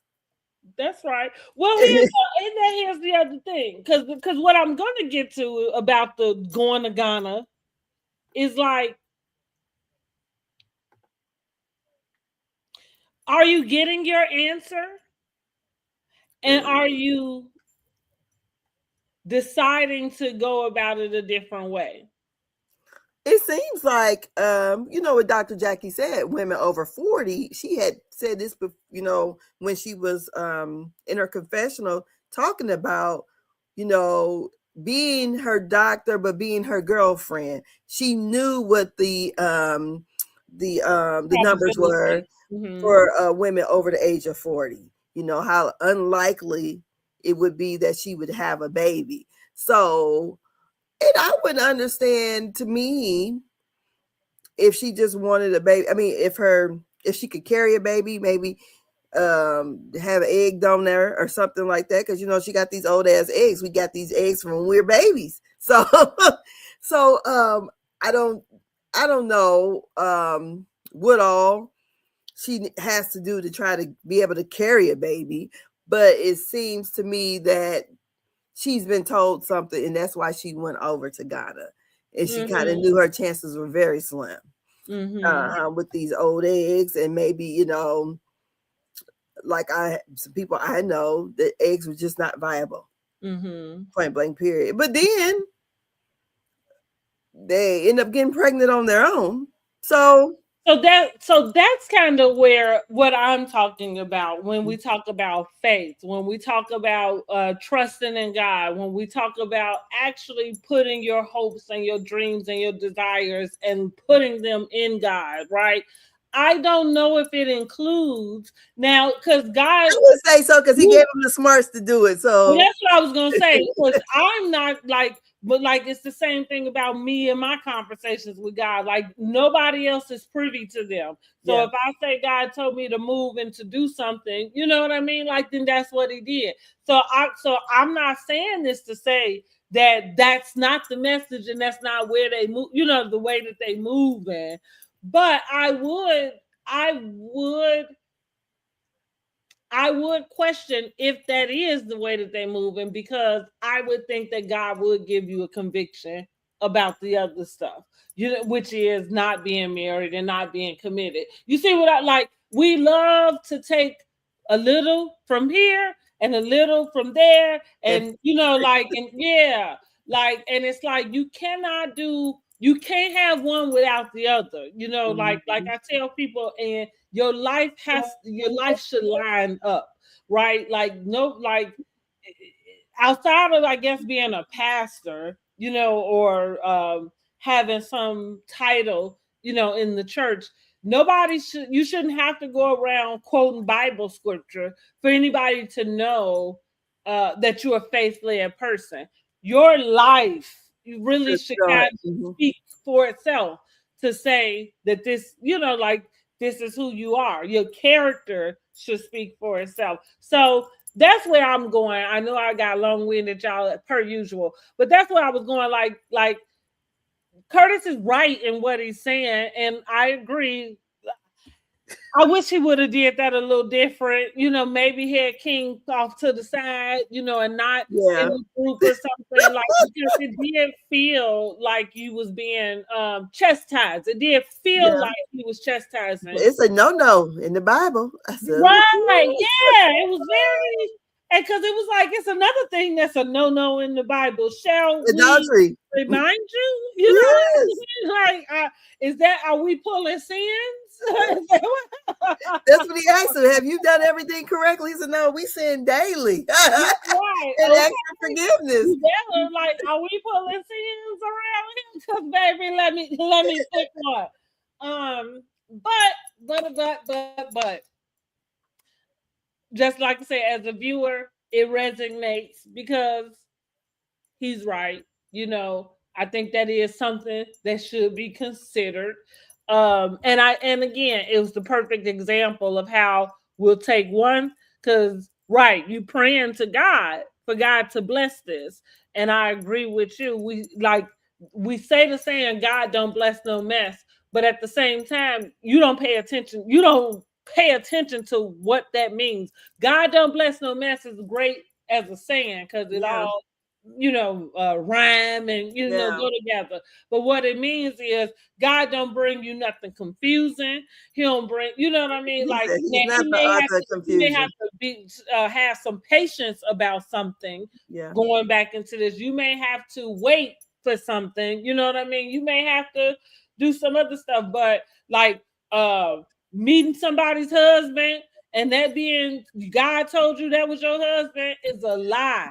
Okay. From the pits of hell. From the pits of hell. Okay. Because God ain't about to bring you somebody else's husband. No. That's it. Say that I said that about that Clarissa Shields. You running around here trying to have a baby. I will have a baby. Me and Pat gonna have a baby. And it's like, girl, because I'm mad at them being happy. Be happy. Let that man get a divorce first. Going back to what I'm saying about us as women, honey, we will take any fucking thing just so we can say we got something. Like a man who about his business is going to take care of his business.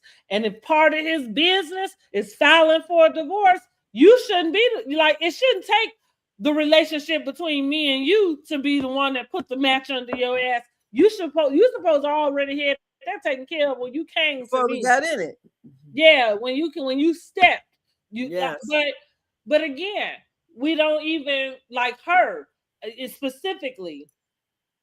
I don't know this lady. I'm not gonna talk to her self-esteem, but it doesn't feel like it's very high because why would you accept that? You're not even in a position where you have to. No. You ain't even right. Like, why would you accept somebody coming to you that way? Yeah, and when you're the breadwinner. That's what I'm talking about. Yes, God. That's what I'm saying. You ain't even got to. Mm-hmm. And listen, and I loved how Pat and Ram, I love the way he seemed to show up for his lady. Mm-hmm. But also, it's giving a little him downstairs, not him upstairs, him downstairs. Because it's giving like, are you making your money off of her? Because what was you doing before then? Was you making the money off Remy? Because now I'm looking at you like you're a little moocher. And maybe you not. See, we know the men, they don't take care of their woman real good because they ain't getting out to do no damn work. Well, it's an old song. And it's by the Jets. As my mom used to always say, that's a sorry ass man. And this song goes, baby, I can rock it to you. He said, that's one thing that I can do. He said, baby, he said, I can rock it all night. Honey, the only thing that I can do. So he was like saying that he can't work, he can't do nothing, but I can rock it to you. And this song came out in the 80s. It's what are they? A Samoan family group, but they were called the Jets, Shoot, they mostly sang R&B or whatever, but that's one of their big hits. I remember, I was like, my mom said, oh, that's so sorry, because I didn't used to pay attention to the words. I'm just singing the song, and she was like, that man can't do nothing, but I can rock it. Like, can't just say, I'm giving it to you up front, honey. Because he was letting her know he will, like cook the food or whatever, but don't expect me to do all that other stuff. No. Because the only thing I'm about to do is... that's what it's giving for me. So anyway, back to King and Quad. So, I like said, Curtis probably should have pulled that man to the side to have that type of conversation with him.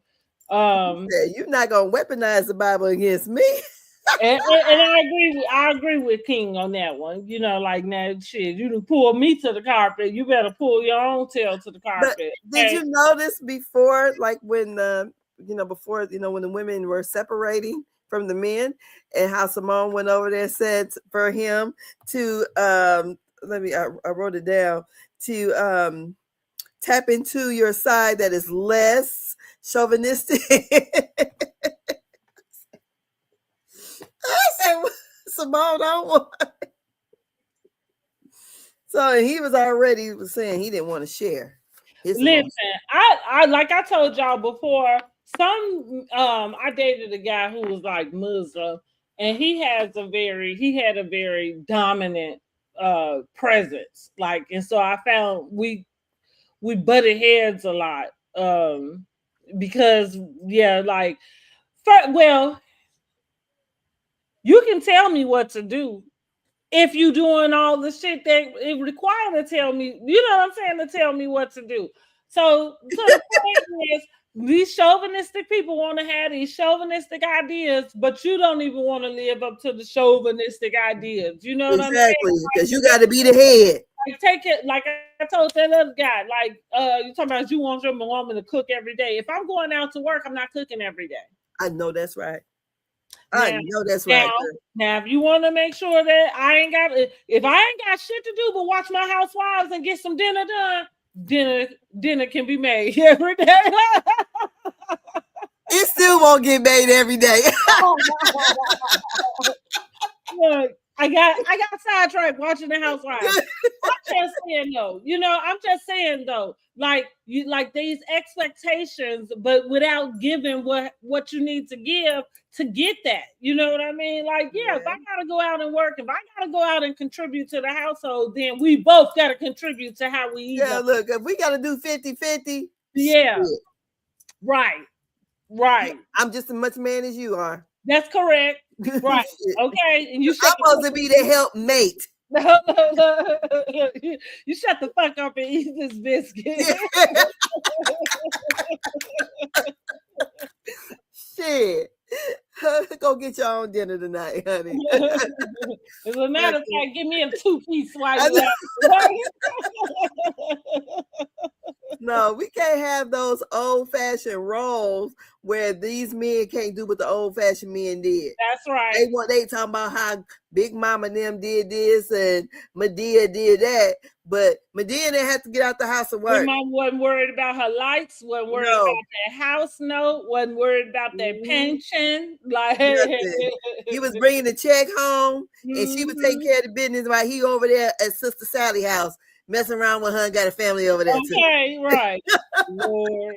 But that's why them old ladies stay, because they ain't have to worry about all this other shit. But when the man come and they want you to do 50-50, shit.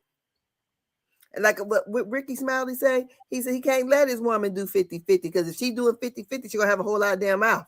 That's right. And rightfully so. He said so. Rightfully so. That's why I said, you can tell me what to do. Pay all of this shit around here. Yep. I'll listen. I'll sit down and listen. You're right. And be one of them wives talking about, honey, my husband gonna take care of it. Okay, my husband got it. Be like Wendy. Wendy said she don't even know how to finance. Like, praise God, let me move somewhere where I don't even know the name of the light company, honey. Yeah. Now, what's so funny is, let me tell you. So, if y'all haven't already, make sure you like this video and make sure you subscribe to the channel. Okay, so you can go over there to the community tab, be able to vote on the Married to Medicine Season 12 Real Housewives, Housewives Awards, okay? But what I was about to get into and tell y'all before then, to make sure y'all subscribe to the channel, because I got some new content coming. And part of the new content, which I lost my train of thought. What was we talking about before then? Because it has something to do with that. Girl. I know. I lost my train of thought, y'all, right in the middle. I have so much going on in my head. Oh, wait a minute. Like, too many of us up here. I got some new content coming, but come on and get it. Come on and get it. I can't even remember what I was about to tell y'all about. Lord. I was talking about Wendy and not knowing about the finances. Oh, that's right. Okay, thank you. Because that's what the content is about, romanticizing your life. So what I was about to say is, it's certain ways you can do stuff. So like I done moved, right? And now I done moved into a place where I pay all the stuff together. So look, I don't know where they pay my light bill at either. That's all I was getting to that. But so I'm saying you can be single and you can still live the life of luxury where you don't know what it is getting paid to either.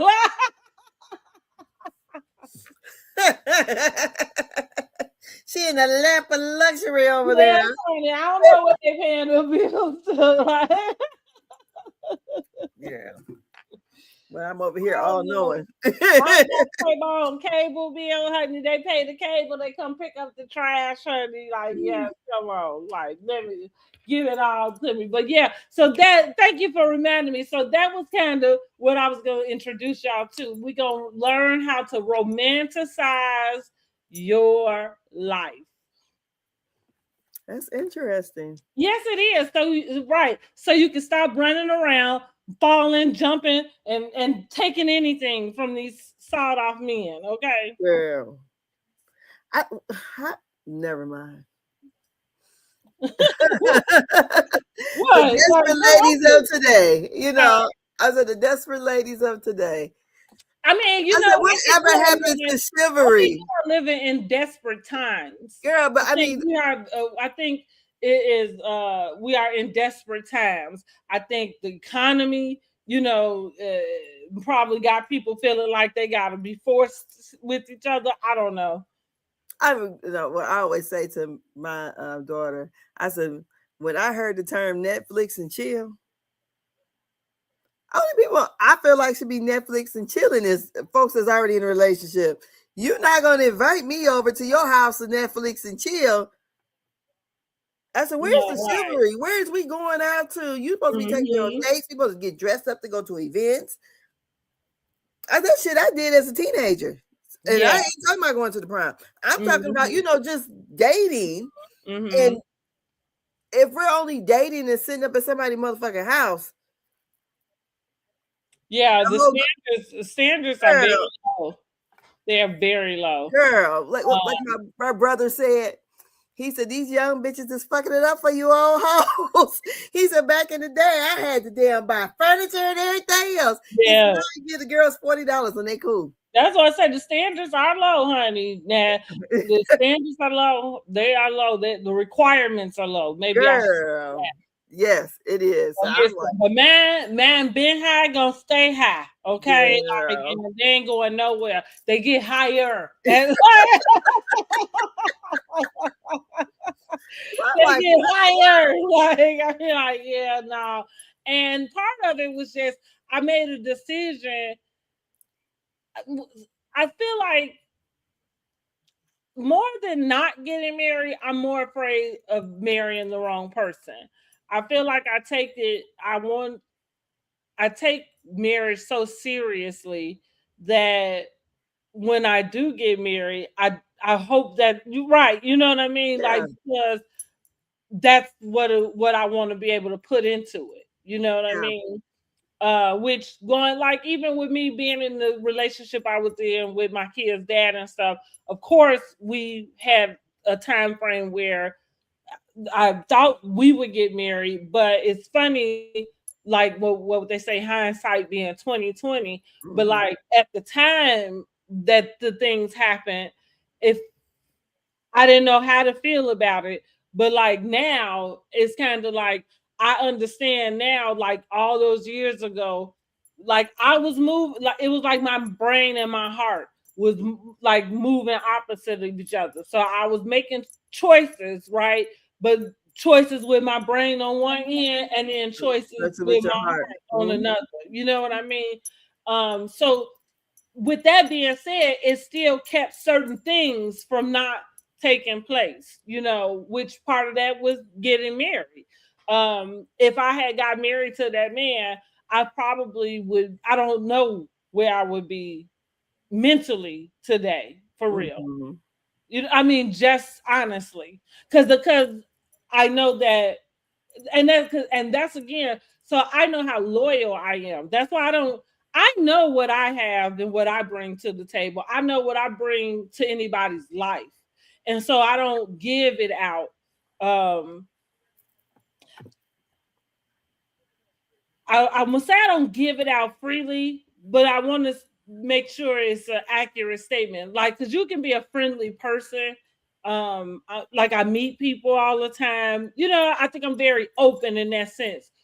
But there's a difference between me being friendly and you actually having access. Access to me, yes. Yeah, you know what I mean? Because Um, like my friend was telling me about the, when she's like, we were talking about the different, like your astronomical sign and the different houses and how people may see you. Like this person may see you, like unclothed, like a person that sees you, what you're really like versus the people who see you as your associates, your friends, and then the person you're most intimate with. And everybody's not going to get to know the intimate you. Right. Exactly. Yeah, exactly. So that's what I mean. I don't like certain parts of me I don't give out very freely.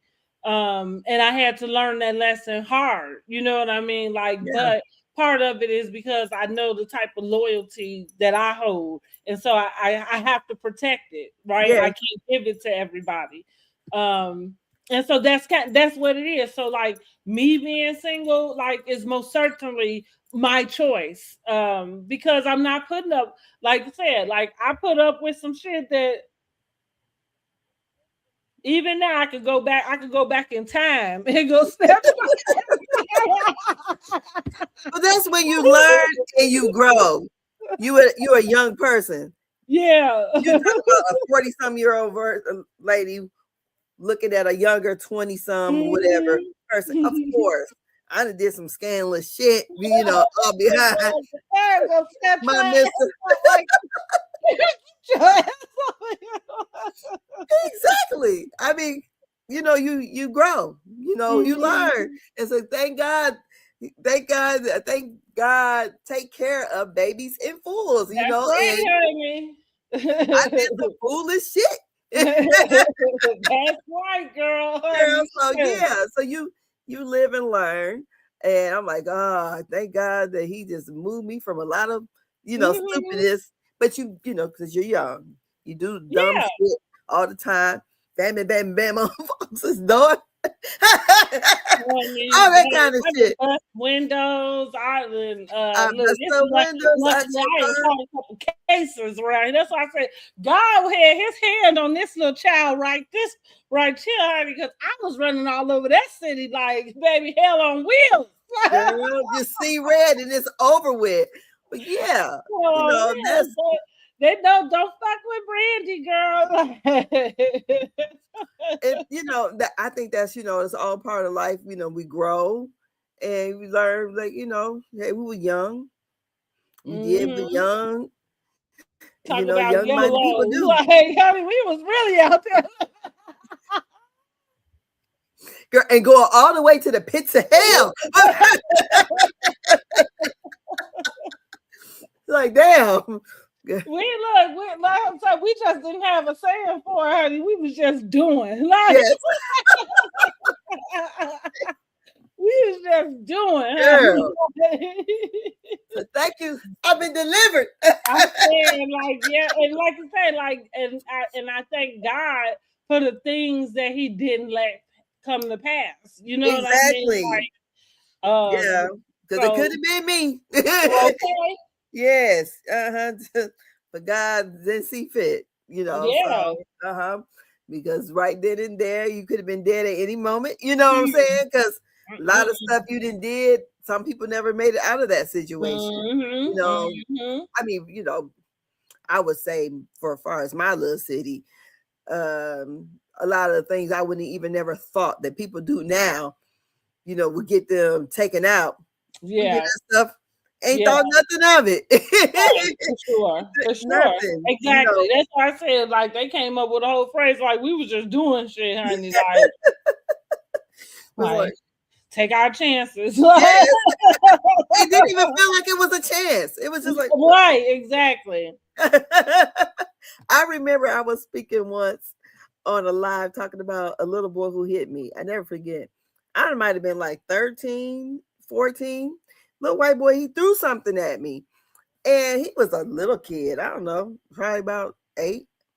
Girl, I turned around. That little boy trying to run in his house. Girl, I caught him as he opened that door. Coming in, girl, I smacked the shit out of him. His mama was sitting right there and walked. I didn't run. I walked away. Mm-hmm. Right. Could you imagine somebody? No, I could not, child. No. Girl, I'm walking down the street minding my business. A little boy hit me. He threw something at me. He hit me hard. Girl, he couldn't move quick enough. And his mama, that's right. His mama didn't get up and say nothing. Go home to your mama. Let her come. Girl, look, my foot was in their door. Didn't even think nothing. I said, that woman, nowadays if something like that happens, she gotta be on the news dead somewhere. Exactly. No, so, I agree.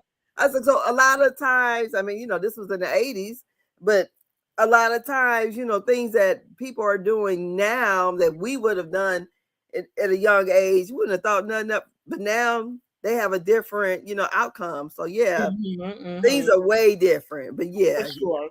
I said, so we lived and learned. Live and learn. Yeah, we learned the lesson. Thank God for the stuff that didn't come to pass. So yes. Going back to just thinking that had me thinking a lot about Quad and King, and especially fast forward to today, knowing that they are not together, right? Imagine if which I had the idea that she probably was pregnant, but I guess it's all them hormones and stuff, the reason why her boobs look the way they do. Mm-hmm. It's like her breasts have gotten very large. As far as what I can tell, they look large to me. So until the season even came out, I actually expected her to be pregnant. Because like I said, I just had noticed that. But like I said, going back to just thinking about, God and the way he moved, and when we ask him for stuff, and even while we waiting on it, like trying not to move out of the wheel, and not do too much, so that whatever it is, if the blessing is to come, that it comes in the way that he would have it for you, thank God, since they're not together, she's not pregnant. She, I guess maybe she's already reconciled with being a single mom. Well, I just kind of wonder if it would have been 10 years ago, if she just want a baby. And Dr. G wanted a baby. I think her head wasn't there. She thought it wasn't even. I'm gonna say something, but see, like sometimes I hate being so real and so truthful, because it sounds so gritty that people wouldn't even admit it if it was true. Like, even going back to that time, that's why, like I said, I really believe that Quad did not want children. Period. Right? Mm-hmm. I didn't really buy what she was saying. While it made perfect sense, I thought it felt too easy, right? That's too easy. So I'm thinking, you don't want kids at all. And I understand not wanting to have that particular backlash, fall on you, right? So back to what I think she got caught up in with Greg and the baby thing was weaponizing her own womb. Yeah. Basically, you held your own womb hostage. Yeah. Because she knew that was something. Right. He desperately trying to make him get in a particular way for whatever it is she thought. And that's, only other people with kids even know this to be true. But I don't know that there is no preparation. Going back to what we were saying about even giving birth, there's no preparation you can do for having kids. None. The only thing, I mean, you could hope to do is just be rich. But even with that, that don't solve every single problem that come along with having a family. It solves a lot. Don't get me wrong. Money is probably a good 60% of most things, but it's not everything, and I think people don't, and I guess it's hard to consider that when you don't have any knowledge of it. Like I said, the only people who know that are people with children. That there's not a good time to bring a child. Like there is no good time. There is the perfect time. There, like there's none of that, because no matter what state you're in, having a baby is going to throw a monkey wrench in it. It doesn't matter what's going on. It sure enough is, honey. Like the most you can hope for is that you solid as a rock in the world. Yeah. Ashford and Simpson. Okay. That's why we're solid. Okay. Yes. Solid as a rock. Which King was not. But and going back to, that's what Curtis was trying to get them to see, is that they need to be solid. Like solid as a rock. Because like I said, honey, I don't give a damn what's going on. Having a baby is about to fuck the whole thing up. Okay? Exactly, because we have all different, backgrounds and how we may want to parent and everything. And honey, that baby gonna come out with its own agenda. Okay? Right. Boss baby over there. Nobody getting sleep. Okay, what you say, boss baby? Okay, yeah, that's what I'm telling you, baby. Like, did nobody tell you, like, that baby gonna come out with his own agenda? So, like, but they just him and God here, I guess. Yes, girl, you could have a baby that cry all the time, just cries, So, and that could be very frustrating. And then my cousin, her first daughter did it. Like, oh my God, I couldn't believe. I don't know how she made it, honey. But and I mean, oh my God, she cried all the time. All the time. It was nonstop. Yes. All the time. And then you could have, multiple babies. And then you have a baby with disability. And so many things, right? And just not knowing if you've even fathomed, like, so going back to God's rejection being God's protection. Like, sometimes you just don't ever know why the no is no, but we just thank God that, he looks out for us in those ways, right? Because we get ourselves into enough. Yes.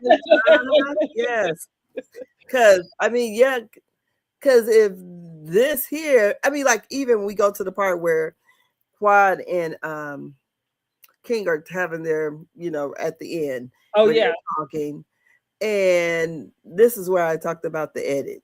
It just seems like some of the parts, it just didn't make sense, especially when she said something about the men being sassy, and I just thought, okay, it didn't flow well. So you can tell, like, a lot of the stuff was like cut out or whatever, but when it came down to it, they definitely had different ideas, and he basically was saying that I guess she wasn't catering to him enough, and which, if you want a man that wants you to cater to him, you think you can bring a baby into that? Yeah, because he's gonna get jealous. That's what jealous and run your ass crazy. Yes. And it's funny that I just had that epiphany. That was a lot of my kid's dad and my issues. Like, he had this desire to have me just cater. And while I got kids and babies and stuff, like, hanging off your titty and everything else, and I'm supposed to take care of you too? Shit. That man would not eat until I got home and cooked. Oh no, he just started with me. Yes, honey. I mean, like, and I was in my 20s, right? Like I was in my 20s going through. Girl, when me and my husband first moved together, I never forget, he was working 2 jobs. So he had came home from work. He was like, "What you eat?" I said, "I ate a bowl of cereal." He looked at me, "You ain't cooking nothing?" No. We ain't never discussed this shit. What you talking about? Hell, I didn't cook at home. I mean, my mom, if she told me to cook, but that's nothing I just desired to do. I mean, my mom bought me an easy bake oven. I made 4 cookies. It was done with. No. So that was, you didn't marry, you didn't. This is a girl. I never cooked you a meal before. So why would you think when we move in together, I would cook you a meal? No, that ain't what I do. He learned that day, and either you want somebody who's gonna cook for you or something, or no, that's not nothing I ever said that I was going to cater to you that kind of way. No. Oh, I'm sorry. And I mean, I guess my mother. I mean, my mom probably did that with my dad. They both cooked together, but that's something I never even wanted to do. I mean, being a girl, no, hell no. Sitting up in the damn kitchen or either looking at a bunch of kids. I don't even know how the hell I got daycare, because my mom was like, "How the hell?" But I just could not imagine being one of those women that I had to hurry up and be. Well, if I had to be that kind of woman, I definitely would. You got to pay every damn bill. I shouldn't have to worry about nothing. And if you pay every motherfucking bill, I need to be living good. I'm not gonna be, you around here and I gotta run over here and get some food stamps and all that kind of bullshit. And you think I'm no, ma'am, no, ma'am, no, sir. I could not imagine feeling that kind of stress, having to do everything around the house and still cook and cater to a person. No. Yeah, no, it is. And it's bull. And it's straight bull. So yeah, so like I say, they was not solid, and that's why they ain't got their baby. Yeah. Curtis called it right, even though he is an adulterer. Yeah, and Simone said he was a chauvinist, so which that and that's what I'm like going, like that's what is like. Say you can have chauvinistic ideals, right, and not be an actual chauvinist, but an actual chauvinist is yeah, it is different because, like I said, like I'm gonna tell y'all, I don't even know if my kid's dad helped me with the kids. Like, I don't know if he changed diapers. I don't remember him doing any of it. I mean, it like I'm telling y'all, I'm telling you. You had to do all that by yourself? And funny enough, did you work too? Huh? And you work too? Yeah. Girl, fuck that. Oh, I mean, excuse me. And like here, like I said, I'm young. I was young. So for me, the difference, at least from then to now, is I didn't know. You know what I mean? Like I thought, like, because I didn't even know that I would have to say something. Like, right? You know what I'm saying? Like it's your baby too. You know what I mean? Like, but honey, and then too, like I'm a helicopter mom, so for a little bit, it kind of like didn't bother me because I didn't really trust him with the kids, no way. Like, because I didn't know if he if he could take care of them. Like, didn't you take home ec? Human development is that's what I'm saying. Like, but I was that mom too. So for some stuff, I didn't really like make a big deal about because it was like, you know what I mean? Like, whatever. Like, or the few times that he did have the kids, like, I come home, he ain't changed the diaper. So, like, say after that, it was just like, don't even worry about it type of, type of deal. Girl, I went through hell. I didn't even know it. Oh, that was like that's like say and my mom wasn't around. I'm not sure. she was around but not around. Like, so because I don't remember her having like saying anything. You know what I'm saying? Like, and then his mom was around, but condoning it. Right? That's what you gotta do, girl. That's what I'm getting to. Like, nobody really kind of said anything. And so then when I did start, so a lot of the contention between us began because I started having to say, you know what I'm saying? Like, say it, and then now it's me and him fighting. You know what I mean about it? Like, because nobody else, huh? Well, I think like my parents, they divorced young. I mean, when I was young, so I was like 7. So I grew up with my mom being very independent. So she never had no live-in boyfriend or nothing like that. That's what my boys have experienced with me. So when I mean, she dated and stuff, we knew she, but she never let nobody come move in the house, because she had, child, so I just could not imagine because she was so independent that I guess that's the way she trained me. So she trained me to, basically always know what you can do and what to expect from others and how. So I just, I don't know how I would have done if I was expected to be the one who carried, to me, the whole load that you had to carry. And then he's supposed to be the man. That, I mean, so if I'm doing all this, I think the difference, so like sometimes there's a group of men who only get one lesson, and the lesson is that you got to pay the bills. Then, right? And so I would categorize him that way, as that's the lesson that you got. Nobody else taught you how to be a partner, how to, and at that, like, whatever it is that he knows to do today, he learned it off me. You know what I'm saying? Like, because nobody else taught him that before me. It was me. And it was the fight, like it was the back and it, so here I go. I raised 4 boys in the grand scheme of yeah.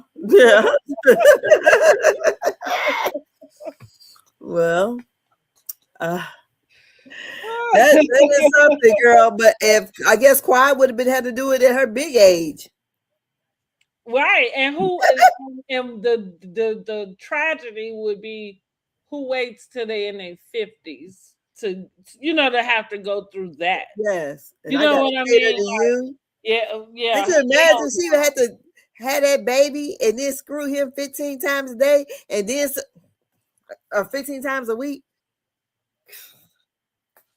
Who doing that?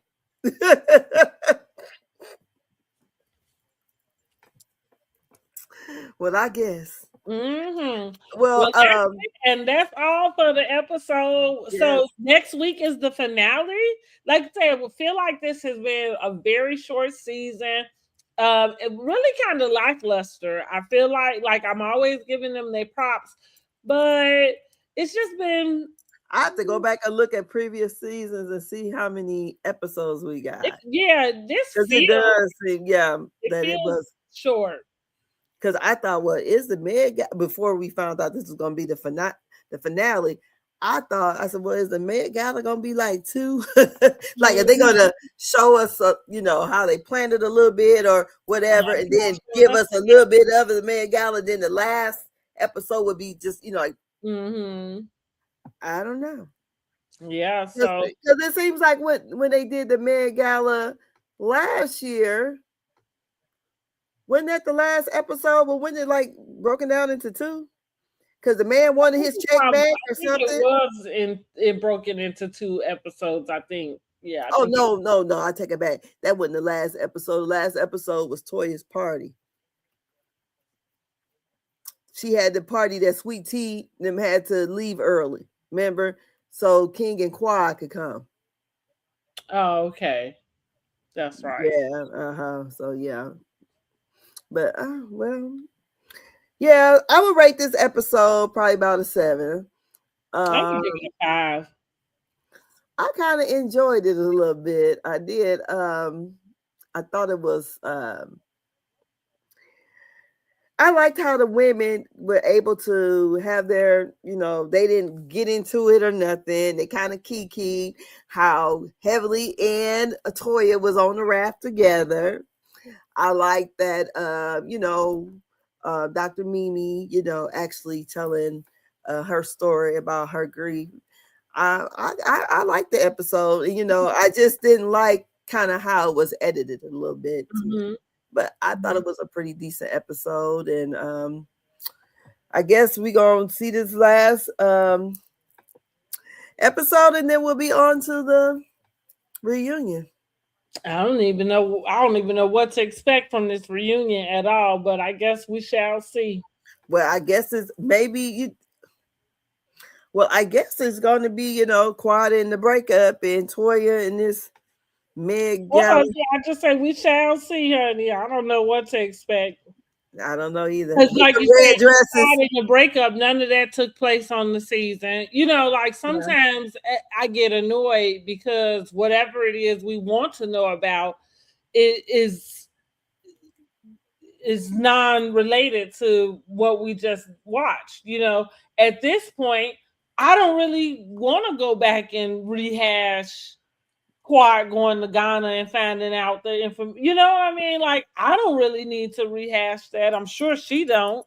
Yeah, I wish they would do those. I know they did it for the Housewives. I don't know if they did it for the Married to Medicine, where they do like the deleted scenes or whatever. Oh yeah, well they used to. I ain't seen that in a long time. But yeah, I wish they would do something like that because I think or maybe even give them an after show. Like they don't have an after show either, do they? No, I don't believe they do. Yeah. No. But I haven't really watched those after shows either. I haven't either, to be quite honest. So I don't know. So but yeah, that's it. That's all. That's all. Ain't got no more. So well, we will be getting back with y'all. We got to get y'all some Bell Collective. And Love and Marriage. For that. And Love and Marriage. That's right. Love and Marriage Huntsville is back. Yeah. So we're gonna when are we gonna come back with a Love and Marriage Huntsville? I was thinking before Bell Collective. I wanted to stay current on that. Okay. Yeah, want to do Thursday for Thursday Love and Marriage? I think that would be fine, and then we can do the other, like we can go back and probably just do all the way up from the first episode and do a catch up on the other things, so we can just be done with it. With Bell Collective, and then move forward. So we don't have to, because it's I haven't watched it in probably about 2 weeks. Okay. I ain't watched it since they were about to get in a fight. So yeah. We can do that. That works. So we will be back Thursday with Love and Marriage Huntsville, because Love and Marriage Huntsville is back, honey. Like they never left. And Ken and Trish, who surprised none of us. No. And honey, and Ken is living with Will, but we have to talk more on Thursday. Yes. On Thursday about it. So in the meantime, make sure y'all like the video, subscribe to our channels, okay, and share it out, right? Yes. If you get us in the algorithm. That's right. Yeah, we try to be the algorithm like 50 Cent, honey. Okay. If you catching the replay, drop down in the comments. Let us know what you rate in this week's episode. Let us know about what you thought about everything that did happen in this episode. And also let me know where you are watching from. I would love to know what part of the USA are you watching from. And get over to the community tab, join in the fun. Place your votes for Married to Medicine Housewives Season 12 Awards. And that's really it. What you got coming up?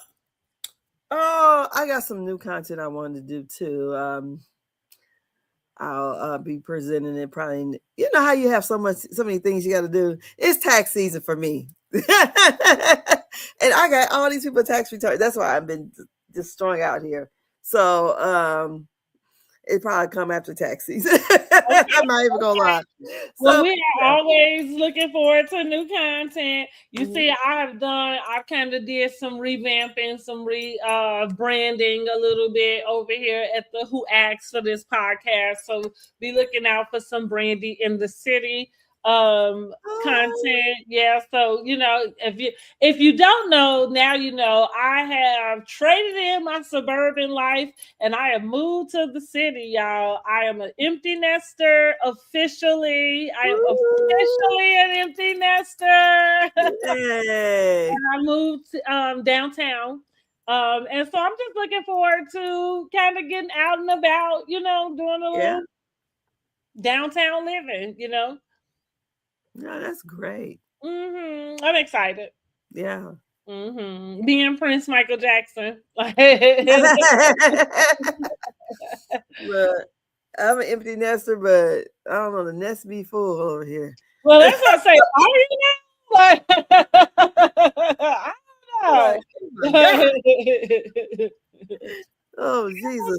You might be empty nest adjacent. I don't got no kids living with me. Right, exactly. Empty nest adjacent, right? Like, I ain't got no babies. So that's what I'm saying. Like, I'm going to get to use this little window of time to get on out, and do me before these boys, decide to start their family and I got to sit down and go be somebody's grandmama.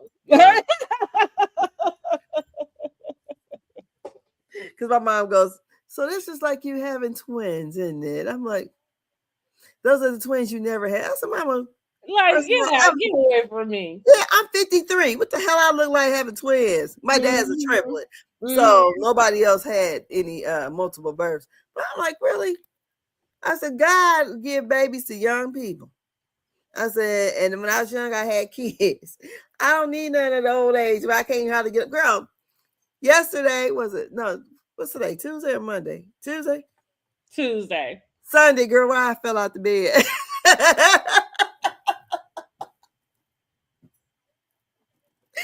And my bed is high. I fell out the bed because I was trying to answer the phone because my cell phone rung and then the house phone rung. And then I'm like, oh, this is my daughter. So I was trying to get to the phone, couldn't get to it, fell out the bed. Woke up my grandson because he in the pack and play next to the bed. Hear my husband run upstairs because he's like, he thought I dropped the baby. He came in there, picked the baby up out the pack and play and walked out the room. Honey, left you laying right there. Like she gonna be all right. Yeah, the hardest time trying to get up. I'm wrapped in these goddamn covers. Oh my God. It was crazy. That's great shit. But yeah, that's my blunder of the week. But yeah. So yeah, we'll be back with you on Thursday with our Love and Marriage Huntsville. Yes. Thank you so much for joining us. We are out. Good night. Good night.